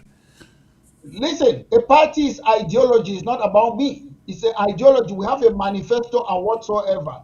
Right, but then you also want to win elections to be relevant. If you form a party, you live in the diaspora, how do you win elections? And how relevant do you become? Mr. Chris, I don't do politics of personality cult. I was in Cameroon since after the National Dialogue. I've been there several times. I have people on the ground. And at the end of the day, it is difficult to tell the Anglophone CPDM militants. The Anglophone CPDM militants, they believe in CPDM. You're asking them to withdraw. How do you do that? Me and you, let's take that seat. And we don't believe in CPDM manifesto. If we take it, then we stand a chance that we say, no, we are not going to Yaoundé. The Irish parties, Sinn Féin, when they win seats, they say they are not coming to London. We have to you need self-rule first. Whether you want something one day, maybe you need a referendum. But under what mandate? Me and you, we don't have that mandate. But then you know that you and I, we cannot win any elections in that country, even in our own part of the country, for as long as La République remains in charge. You know that? I mean, for a government that fake up election observers to come and give a false report of an election. And you think you can go there, form a political party, and become the leader of that country, so you can then set it into pieces? You think they will allow you to do that? Try something.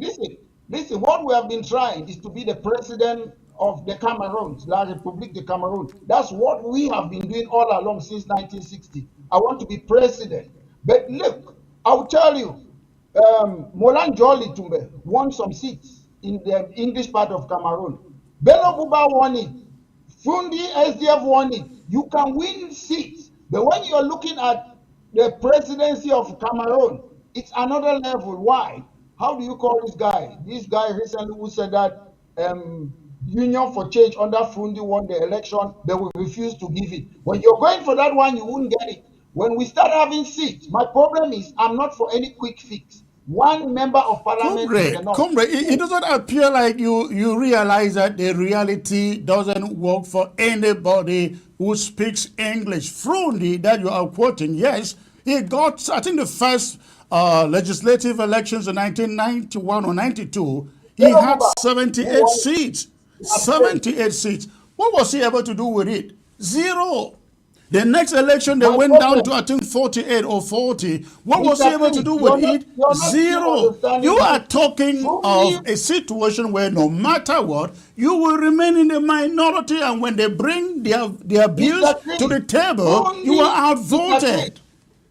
Mr. Chris, yes. Burundi was national. It's a national party. British Cameroon National Party is a minor party for Northwest and Southwest. But you have to have your own country. You have to have the Southern Cameroons first to form political parties that are restricted to the Southern Cameroons, else it is meaningless. Cameroon Constitution, you can create a political party in Cameroon Constitution. And once that you create that political party, Mr. Chris, listen, it doesn't matter whether it's one seat.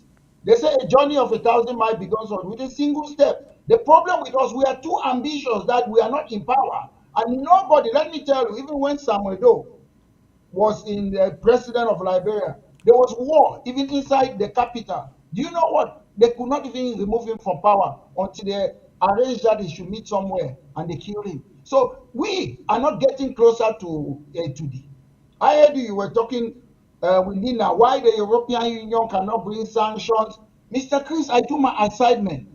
I do my research very well. The European Union is backed by who? Glencoe, Savannah Energy. These are the business people sponsoring them. They will never say anything. I don't rely on these Western people. One, why do you think there was slavery? Why do you think there was apartheid? Why do you think there was colonization? It's about using our natural resources. So I'm not in that position. I don't rely on any person. But how do you do that? Doing it is that start getting seats in the parliament. You can get it. People have done it before us. You are talking, there's a difference between fighting. The problem, comrade, the problem is, yes, you get seats in parliament. Where do they lead you to? Frundi had seats. Don't go to Yaoundé. Even Kamto has seats.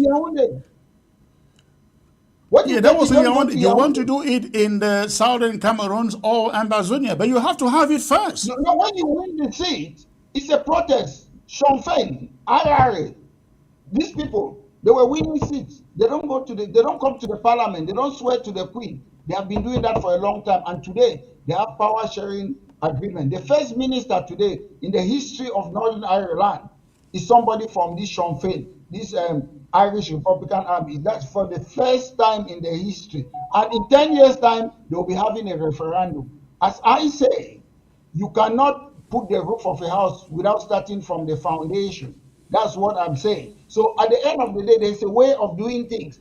We want a referendum. The CPGM will tell you that they want absolute majority. Why are they going to give you a referendum? So you have to start winning some seats. You have to put yourself in a position of power. Having one or two members of parliament is a position of power. Referendum, Scottish National, how do you call it? IRA, this IRA in Northern Ireland, Sean Fein political party. They say in 10 years' time, we're going to ask for a referendum. Why do you think they cannot ask it now since they have a first minister? You plan those things. It takes time. The problem with us Anglophone, we like knee-jerk reaction. We want quick fix. We had a result today. We talk about 1960, we have been doing this. I was not born in 1960. I was not there. What are we doing today? In South Africa, when they were fighting, what was the cause? They want to stop the apartheid government, minority ruling them. You have a lot of people, Chris Hani, all these people for Communist Party. You have Sabokwe for Pan-African Congress. You have ANC. You have the Mandela, their ANC. And you have different people with different political party, but they set their sight on what to win. That is how you do certain things. What is my goal? What do we want to achieve? That is how. Comrade, I think the mistake you are making, I mean, you are comparing apples and oranges. In Scotland, they rule themselves. They can create their political parties to advance local issues. In England, in London, you mentioned South Africa. South Africa was fighting for majority rule, and so they had the ANC was right to be there to fight that.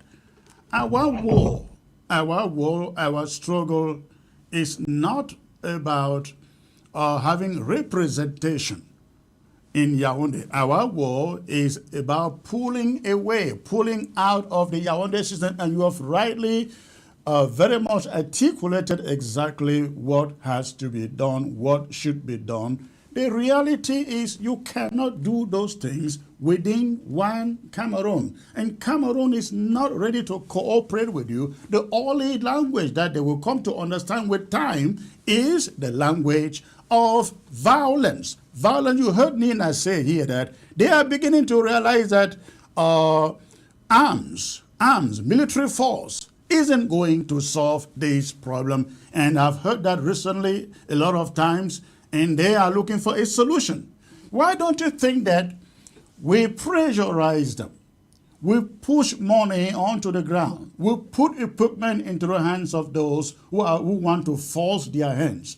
Get them to the negotiation table and say to them, Ambazonia, the Southern Cameroons, as you call it, would want to go back to what Ndele and Foncha had in 1950, 54, all the way to 61.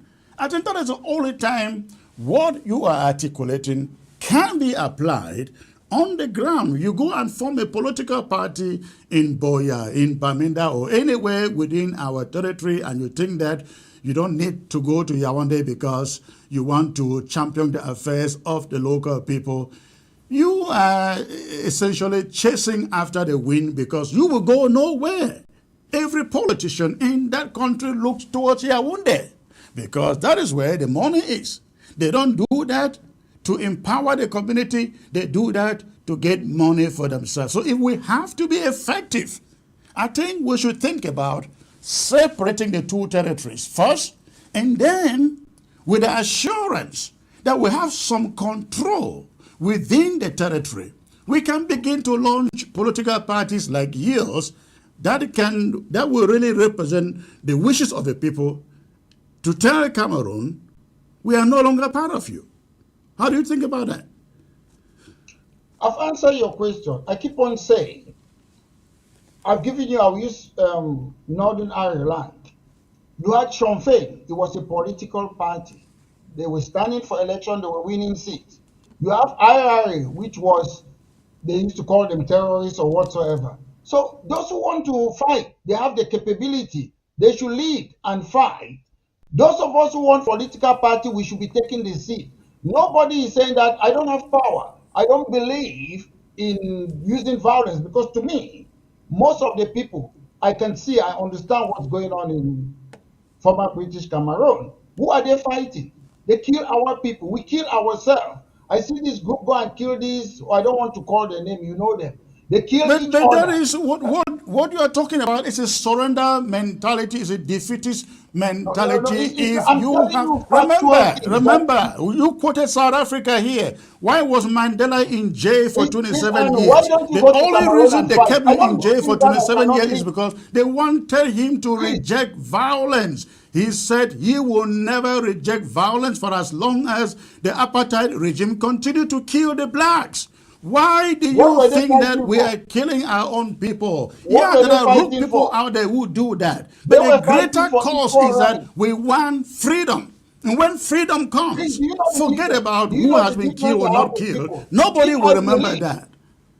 Chris, if I believe in armed conflict, you saw me, I was sleeping in front of the Cameroon embassy, sleeping there, fighting for what I believe in. I don't do things that if I believe in war, I would have been in Cameroon leading it. I don't want people who sit armchair critics. We talk about war, we are abroad. If I believe in war, I'll be leading the war in Cameroon. I No, don't you're do making a things that mistake. I I don't cannot think live you with. are the type of person who will even believe in it. Because listen, even if you believe in it, not everybody has to be at the war front. You know that. Some people have to be No, that's somewhere a, looking for the money. Let me give that you is good a examples. In South theory. Africa, apartheid struggle, the struggle in Zimbabwe, Namibia. Guess where some of the people were getting the money from? They were in Libya, they were in Ghana, they were in Cuba, Why do where we want they to were use getting the why do money, we want to use forwarding it to where 1960 action solution was in taking place. 2024? So no, the idea that armchair people are fomenting Listen, war,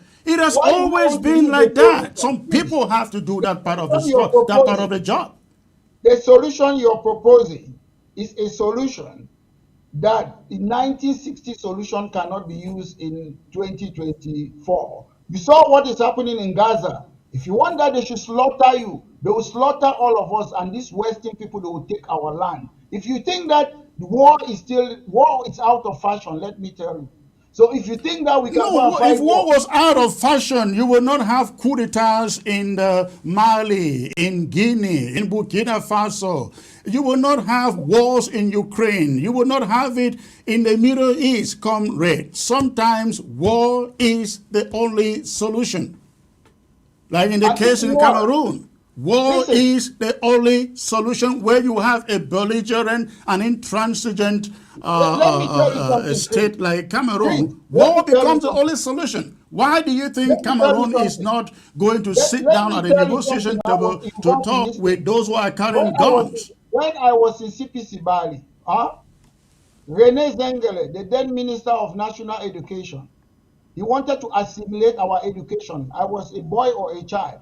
We walked from CPC Bali, came to Bamenda, stopped all school, and they stopped it. It was not war. When we want GCE board, we stood and protested and they stopped it. It was not war. When we want multipartyism, national conference, tripartite, we walked and did this. It was not war. So I don't see what you can achieve through war. I can give you my achievement. I don't So know what you can achieve. why did the lawyers, the teachers, the students protest of 2016 not yield the result? If it had done so, we wouldn't be here today. It didn't work, I'm isn't not it? disagree. So I that's why agree I'm with you saying on there that. come a moment where only war becomes a solution. You went to Yaoundé. Why did the Grand National Dialogue not stop the war? It couldn't, because we have a belligerent government that is not Do you think they ready want to to listen stop the to war? anybody. So no, I think war sometimes Do is you the think they only want to stop solution. it? Do you think they want to? What was the solution of war? What has the war given us? What have we gained from The that war? solution of war is mediation, negotiation. I made this long ago, and people think I was crazy. I said La République does not negotiate.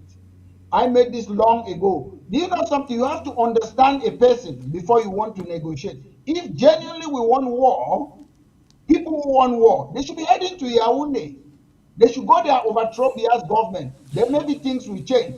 No, The people don't do that. the people who want war, they are actually paying for it, and some are carrying the guns. That is exactly what they need to do, and they are doing it. We Come and agree stay on in certain the things.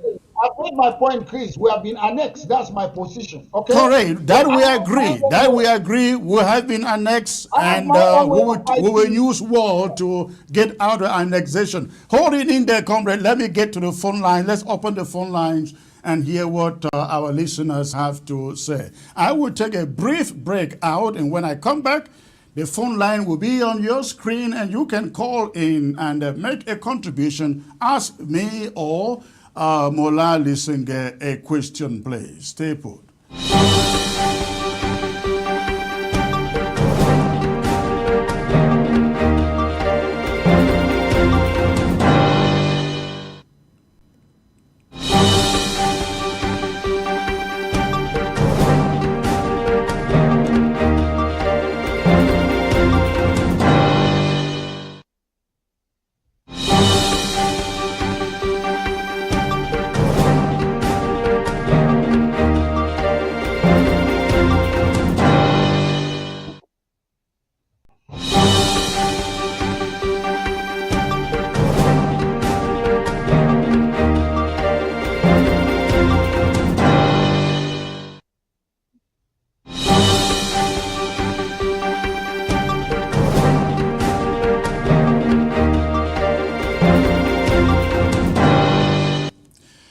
All right, we are back on live, and we have the first caller who is, I think this is Belgian. Oh, that caller dropped. I see a German number calling here. Let's see. Hello. Hello, please. Hello, sir. Yeah, this is Jeff. I'm calling from Poland. This is who? Jeff. Jeffs. Okay, and what is your contribution, sir? Yeah, I would like to thank you so much for the show tonight. Thank you. And thank you for inviting Mula to the program. I would like to say, when I listen to the way Mula articulated the problem or the grievances of Southern Cameroon, and the way he talks now on the live show, I don't know whether after such a brilliant articulation, whether they receive phone calls threatening them or what. Because what he's talking now is a contradiction for his articulation. How can, Mullah is a barrister, is a legal mind. I expect him to be aware that we are a minority. Fully had in the 90s up to 80-something parliamentarians. Right. They went down even to, I think, 10 or 15. Nothing happened. Nothing happened. Is he saying that he's going to form a political party to have a different parliament in one country or what? I don't get the point. All right. He's talking about having a political party that you want only one or two parliamentarians to use in that same parliament, a minority group. Right. That cannot work. Let's be realistic here, man. I think his articulation has to do with his party Amazonian base having nothing to do with Yaoundé. But my point is, so what change can that carry out if you don't have control of the territory? Which let Mola come in and throw a little more light there. Mola, how do you form a party that is second question. Okay. No, please let me come in. All right. Now, Mola is asking you, what can war do? And there is no benefit in war. Is he aware that is as a result of the smoking of those guns in Ground Zero that he has a voice of even talking on the TV? Let's be very clear on this. He can talk now because the guns are smoking. Let's be very clear on this. All right. Let me give you one example. One country in Africa that can celebrate democracy today that was given through diplomacy. One, let me hear. Thank you. Thank you. Thank you. I will take the next caller before I have Mola come in. Hello. Yeah, Comrade Chris, good afternoon. Good afternoon, sir. This is Samuel Thomas, I Samuel guess. Thomas calling from Belgium. All right. Yes. Go on, sir, with your contribution. Okay, thank you. Mr. Lisingi is really getting into my nerves, but let me help Mr. Lisingi to see if he can understand himself. Let me hit him with some salient points. Mr. Lisingi, in 1993, the people of the Southern Cameroons met at Mount Mary to plead with La Republique to return to the 1961 Federation. La Republique refused. In 1995-96, the people of the Southern Cameroons again placed before La Republique a federal constitution, and La Republique refused. So now, Mr. Lisingi, the lawyers have struggled again in 2015 to ask La Republique to return to the 1961 Accord. Was that war? And if that wasn't war, why did La Republique Cameroon not listen to the lawyers and AAC 1 and 2 and the Constitutional Conference of 1996? Is it today that Mr. Lisingi think that his own ideology or campaign is going to force La Republique to listen to him? Is Mr. Lisingi not really a daydreamer? What does he think he can produce? Is it the magic one that others haven't done that Lisingi would not produce on the Southern Cameroons? It's just a waste of time. When Lisingi went to Yaoundé, didn't Lisingi talk about a federation, a return to the federal system with La Republique Cameroon?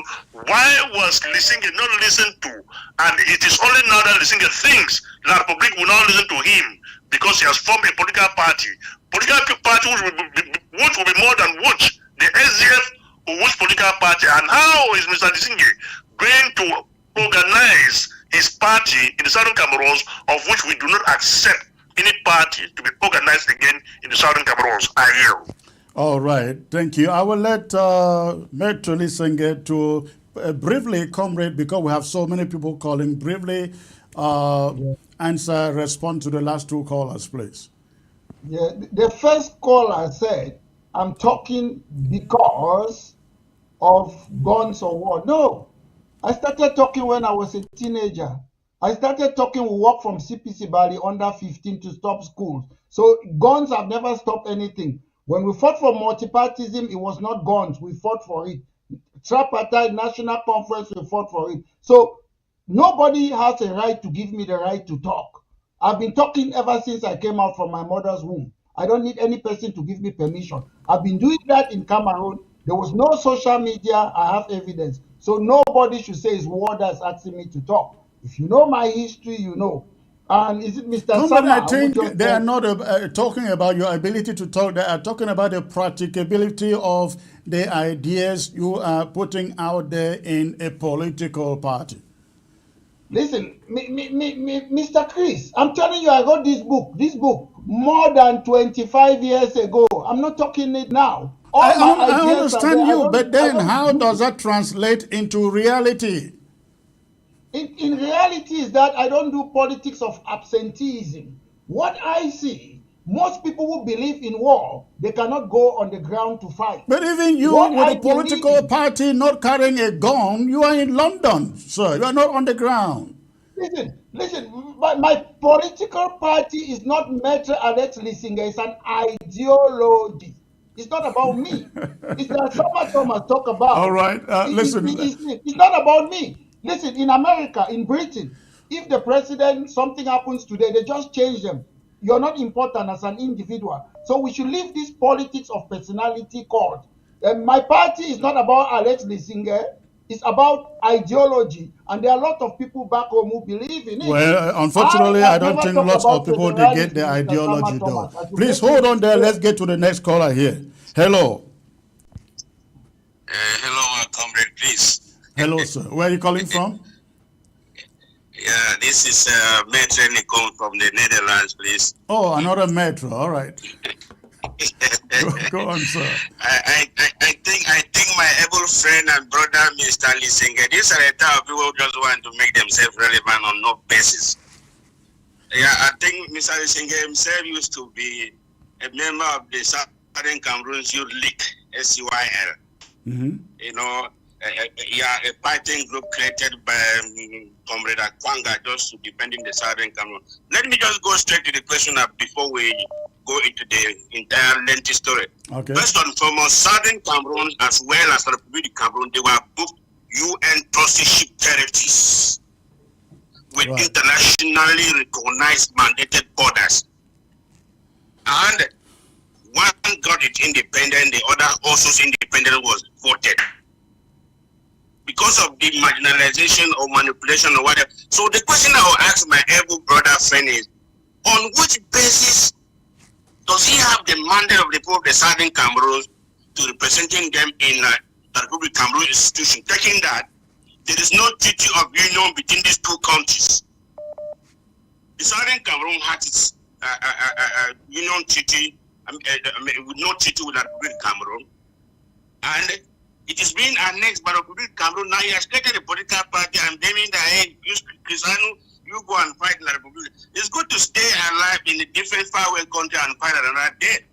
So the question I'm just asking, on which basis does he have the mandate to represent the people of the Southern Cameroon in the Republic of Cameroon institution, taking that there's no treaty of union with these two countries?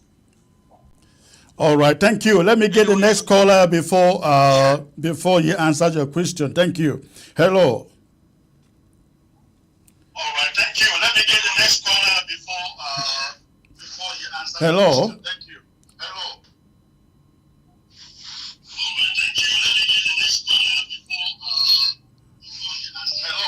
Hello.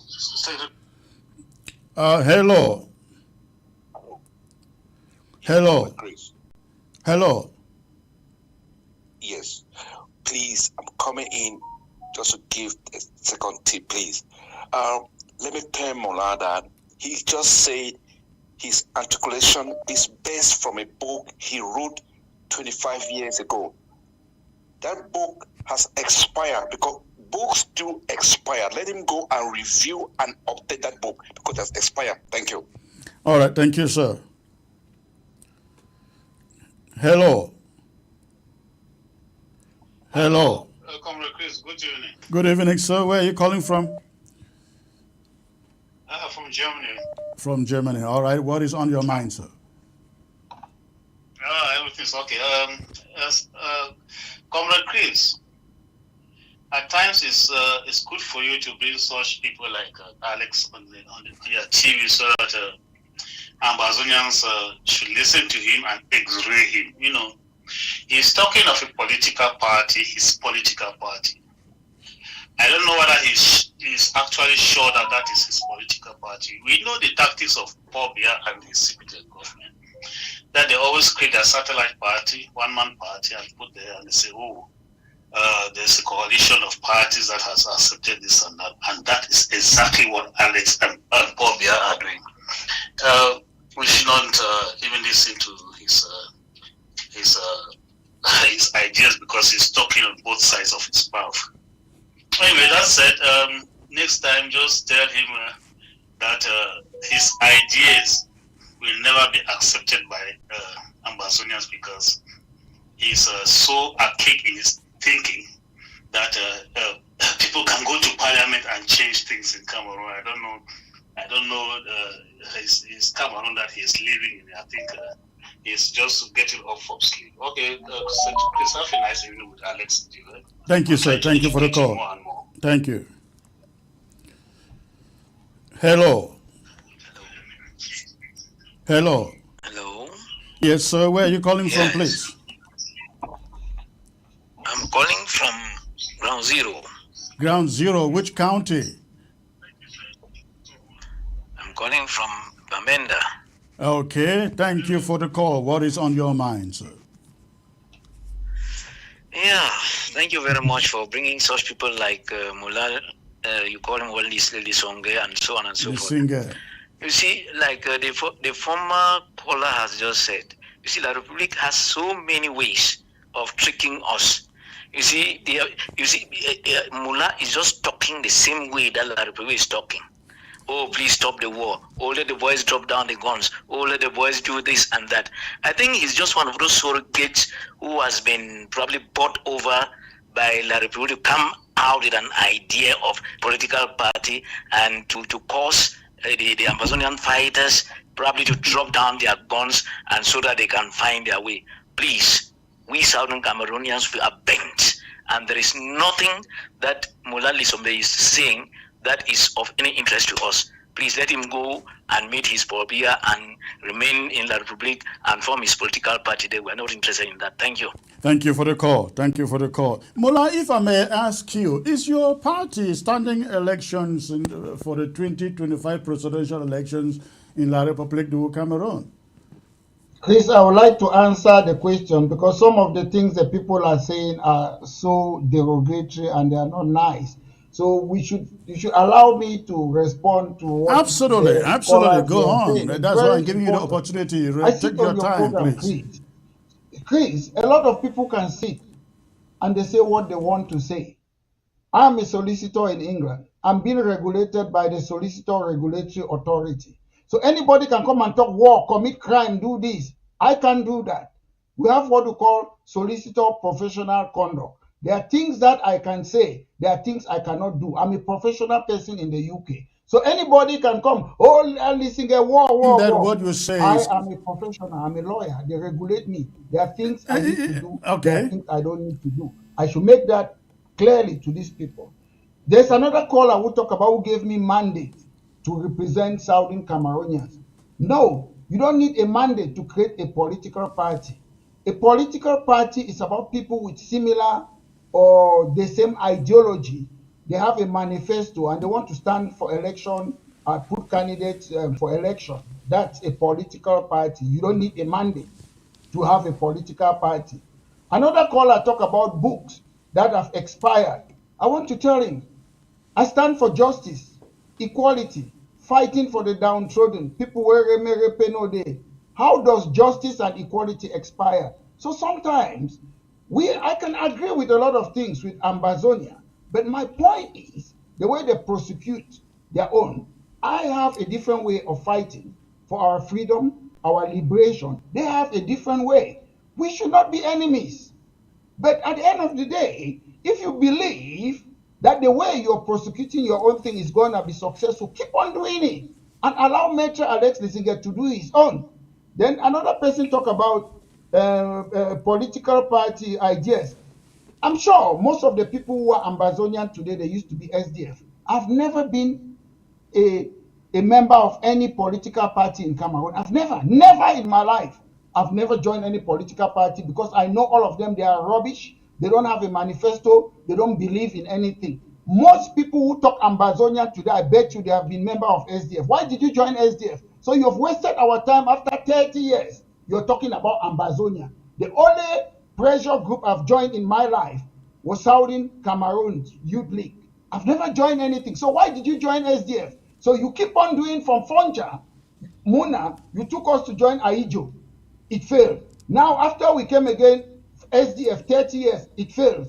When we started our strike because of lawyer children that have been maltreated in university, we started our strike. It was not about Ambazonia. You took it up. I've never ever belonged to any political party. So why do you keep on doing things? Some of them, they say they're Amba. You ask them, they were SDF militants. So why are you joining our Anglophone struggle now? My only fight that I've been in my life, all my life, is Anglophone fight. I've never joined any political party. Is your party going in for the elections in the La Republique next year? Mr. Chris, what I can tell you now on this program, we have a manifesto on what we believe in. We are working on it. And we'll put it in public for anyone. It doesn't matter whether...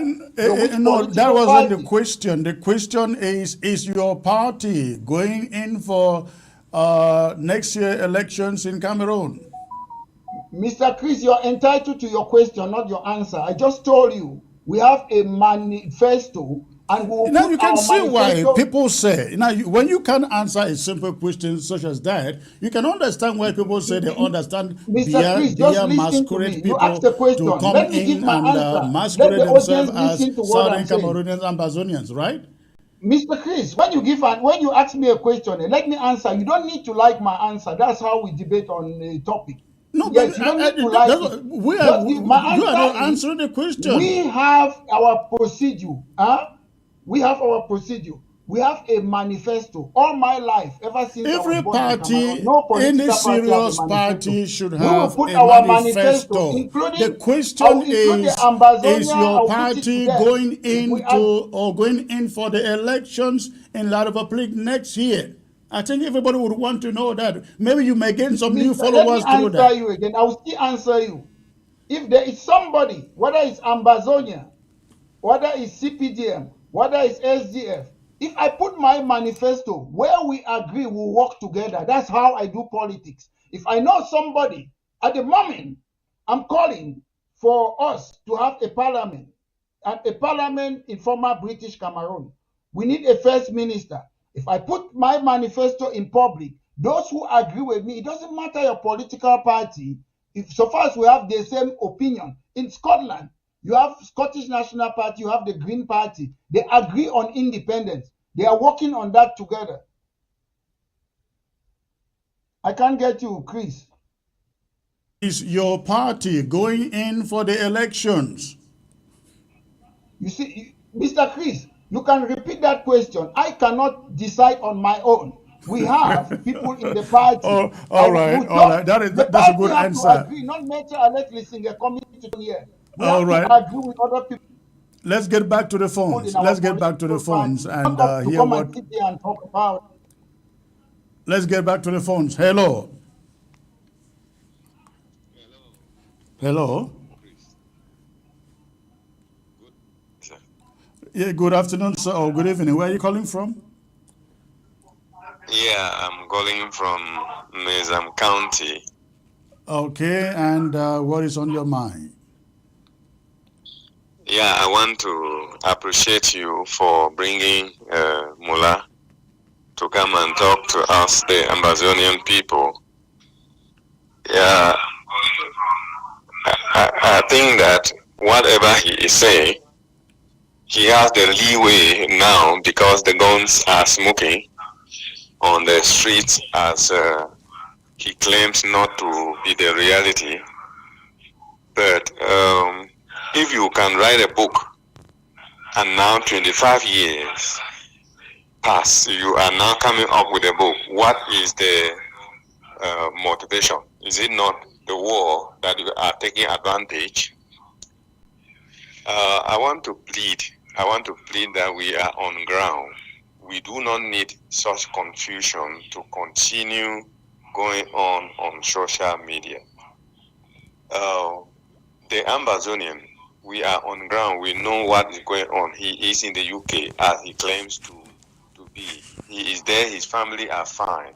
Even if he disturbs this struggle again for the next 5 years, it will not disturb him, but it's disturbing us.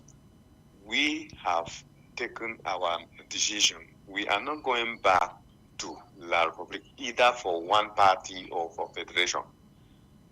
What we stand for as the ground zero, as people of Southern Cameroon, as people of Ambazonia, is that this country should go on to negotiation for a separation. We do not need to continue under slavery.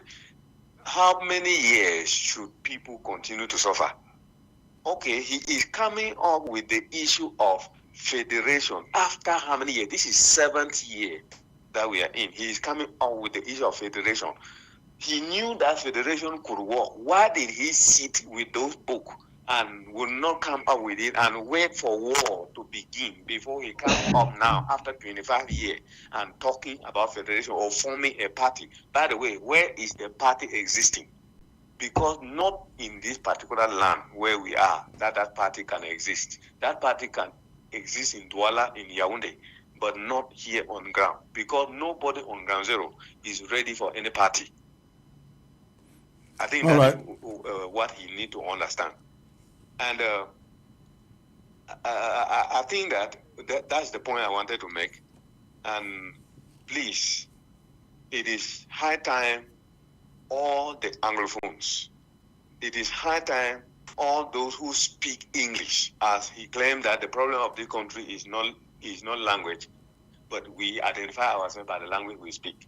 It is high time you people come together and agree on a common ground where things can be done and done rightly. I don't think that it will be good for you to be going ahead and others pulling your leg behind. When you begin to go ahead and others pulling your leg, it is not good, because now you started talking about a referendum instead for the other fellow colleagues or comrades. So let me call them like that if they are.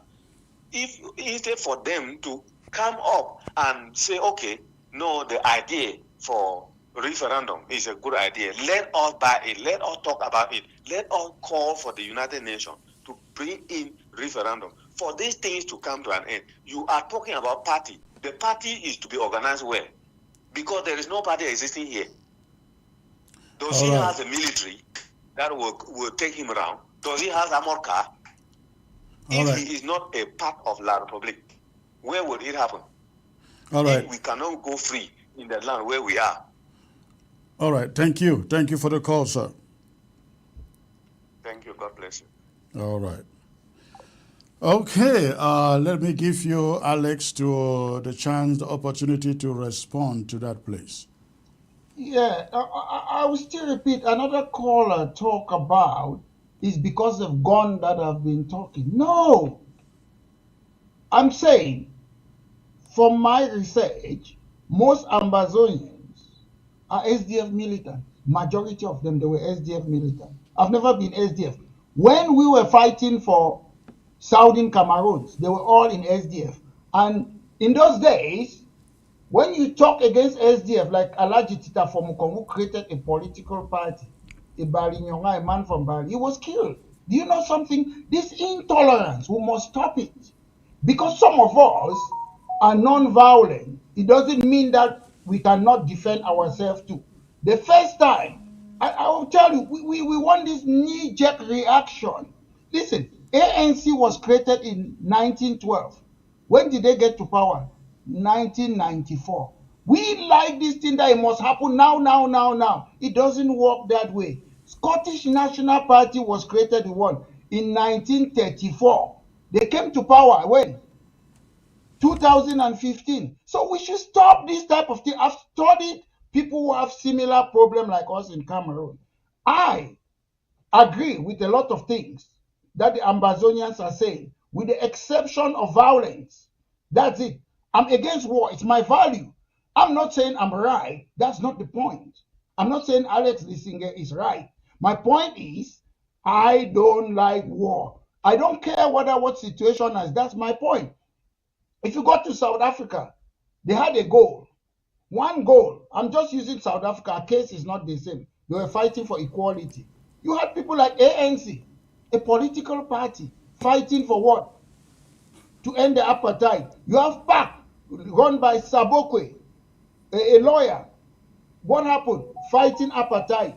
You have Communist Party, Chris Hani, Joe Slovo, fighting for apartheid. You have Inkatha movement, fighting for apartheid. So why are we fighting each other?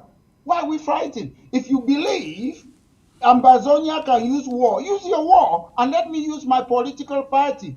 All along, all life, my experience, most people who fight for something, they use political party. ANC was a political party, still there today as we are talking. Pan-African Congress was a political party. Communist Party was a political party. So comrade, why do you want to fight? Comrade, the problem with your party idea that you fail to see is that it operates like a mall without shops. It operates like a mall without shops. I guess you know what I mean by that. Let's get to the next caller, please. I was in Cameroon, and I have a lot of people who are happy with my ideology. Listen, we should not treat Anglophones like political party. Anglophones are not a political party. I am against the PPDF. I'm against the CPDM, their Hello, policies or sir. what, they don't even have one. But at the end of the day, they have to operate. We should stop this intolerance among Anglophone that one side speaks all. The reason we have the Anglophone problem is because of one side speak all. Everybody Yes, go on. Please, there is some noise in your background. If you can lower the volume of your TV set in the background or whatever is making the noise. Go on, please. Is it okay now? Yes. Yes, it's okay. Go on. Okay, yeah. I actually, I'm really interested. I've not been intervening in this, shows, but today's case is really exciting, and I beg to intervene there. Yes, go on, now, sir. I want to ask Mr. Lisingi that he is a barrister of international law, and he's, of course, very, very conversant with international law, and he is very, very confident that the Cameroon, the case with ours is that of annexation, which is against international law. The same as assimilation, which Biya himself stated in Paris. All those are crimes in international law. Why does he choose to go again and work with a criminal and try to form a party and request for the solution to his problem in Biya's, the very criminal's government, rather than take this case to the international court? He is in Britain too, and he knows that Britain failed to complete the trusteeship agreement because he took our solidarity, our independence, sovereignty, and handed to La Republic, which is wrong. Why does he not take up all those cases against the government of Britain or international court? That's a good question, and I think that's my question. Thank you. That's a good question, and I think it is legitimate thing that Mola Lisinge lives in London, where all these things originated. Mola, I give you the opportunity to take that question. Why have you not been able, with your legal expertise living in the UK, to take this case to a court in the UK or the UK Parliament? We are going through this because of what they did in 1961. They abandoned us and essentially handed us over to the French, which is why we are at war today. Why haven't you taken up this legally with your legal expertise in the UK, sir? If I get your question clearly, because the volume is a little bit down, you're talking why I cannot take the cases. Yes, why all these years you've not been able to use the advantage of your legal expertise to take up the UK, either in Parliament or the court? There was somebody, Chris, who took a case. We went to the Royal Court of Justice. I advised the person that the case was not going to be successful. He argued with me. He went ahead the decision to deal with that. So sometimes you have to look at the prospect of success before you take a case. However, I don't just sit and take a case. I do politics. Politics is different. I'm a lawyer. That's my job. And if somebody wants me to deal with a case, you have to instruct me to deal with it. I don't just go and take a case, and I have to look at the prospect of success. I mean, this is a case where you have self-interest, right? It's not just somebody having to instruct you to have to do it. It's a case where your own interest is at stake. No, I'm just telling you, the last caller was talking about we have international law. Let me tell you something. The greatest law on earth is national interest. Nobody can impose. You cannot impose international law to America or Britain or whatsoever. The greatest but law he is saying, the people are saying that you try before you fail. But in this case, you did not. You have not. Say it again, please. Can you hear me? Say it again, Chris.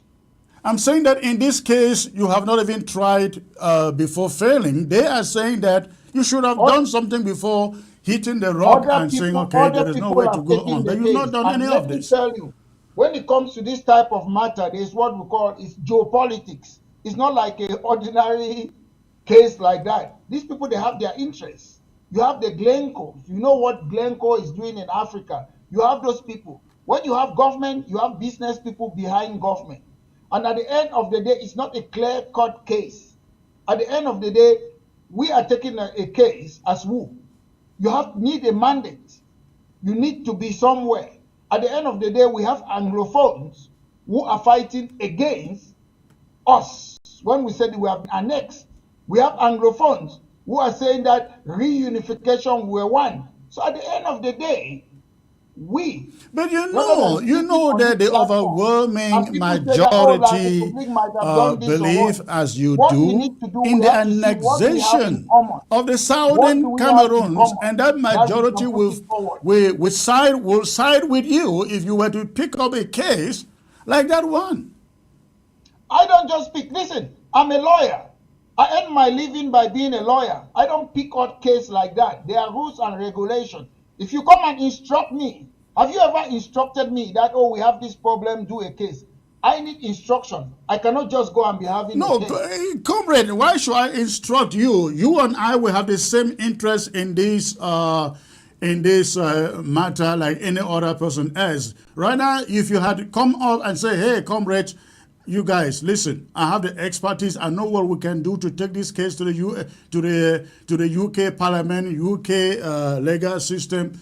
We will fall behind you and say, hey, Mola, do what you can do. We are behind you. We will support you. But you've never carried out such an initiative.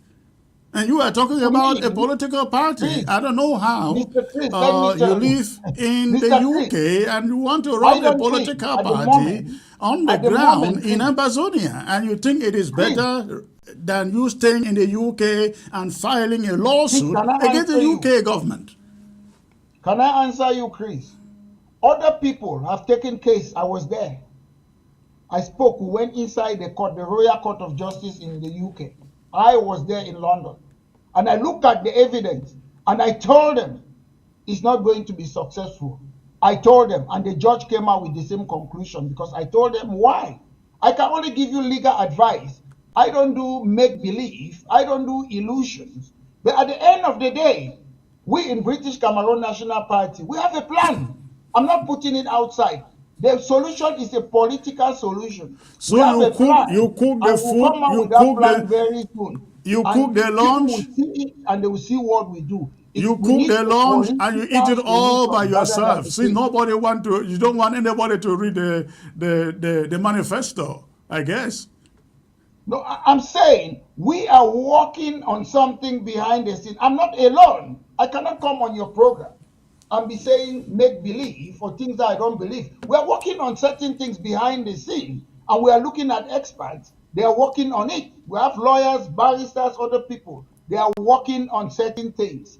And the reason being that we have been in a stalemate. Everybody can come and talk and give their opinion. That's trial by social media. I don't do social media too much. I do my research. But what I can tell those who call them Ambazonian, my difference with them is that I don't use force. That's the difference between me and them. The only difference. All right. That's the only difference I have with them. I don't use force. All right. That is the difference we have. We use force. I don't use force. We use force, and we will continue to advocate for force until La République du Cameroon is ready to meet us on the round table. Mola, I want to thank you, in spite of this heated debate, for coming to be part of the broadcast. You have a great evening, sir. Thank you very much. All right, ladies and gentlemen, before I go, I just want to make a point on the killings on the ground led by the ADF. Last week, the ADF carried out a number of killings. I will call them pogroms on the ground against our own fighters. It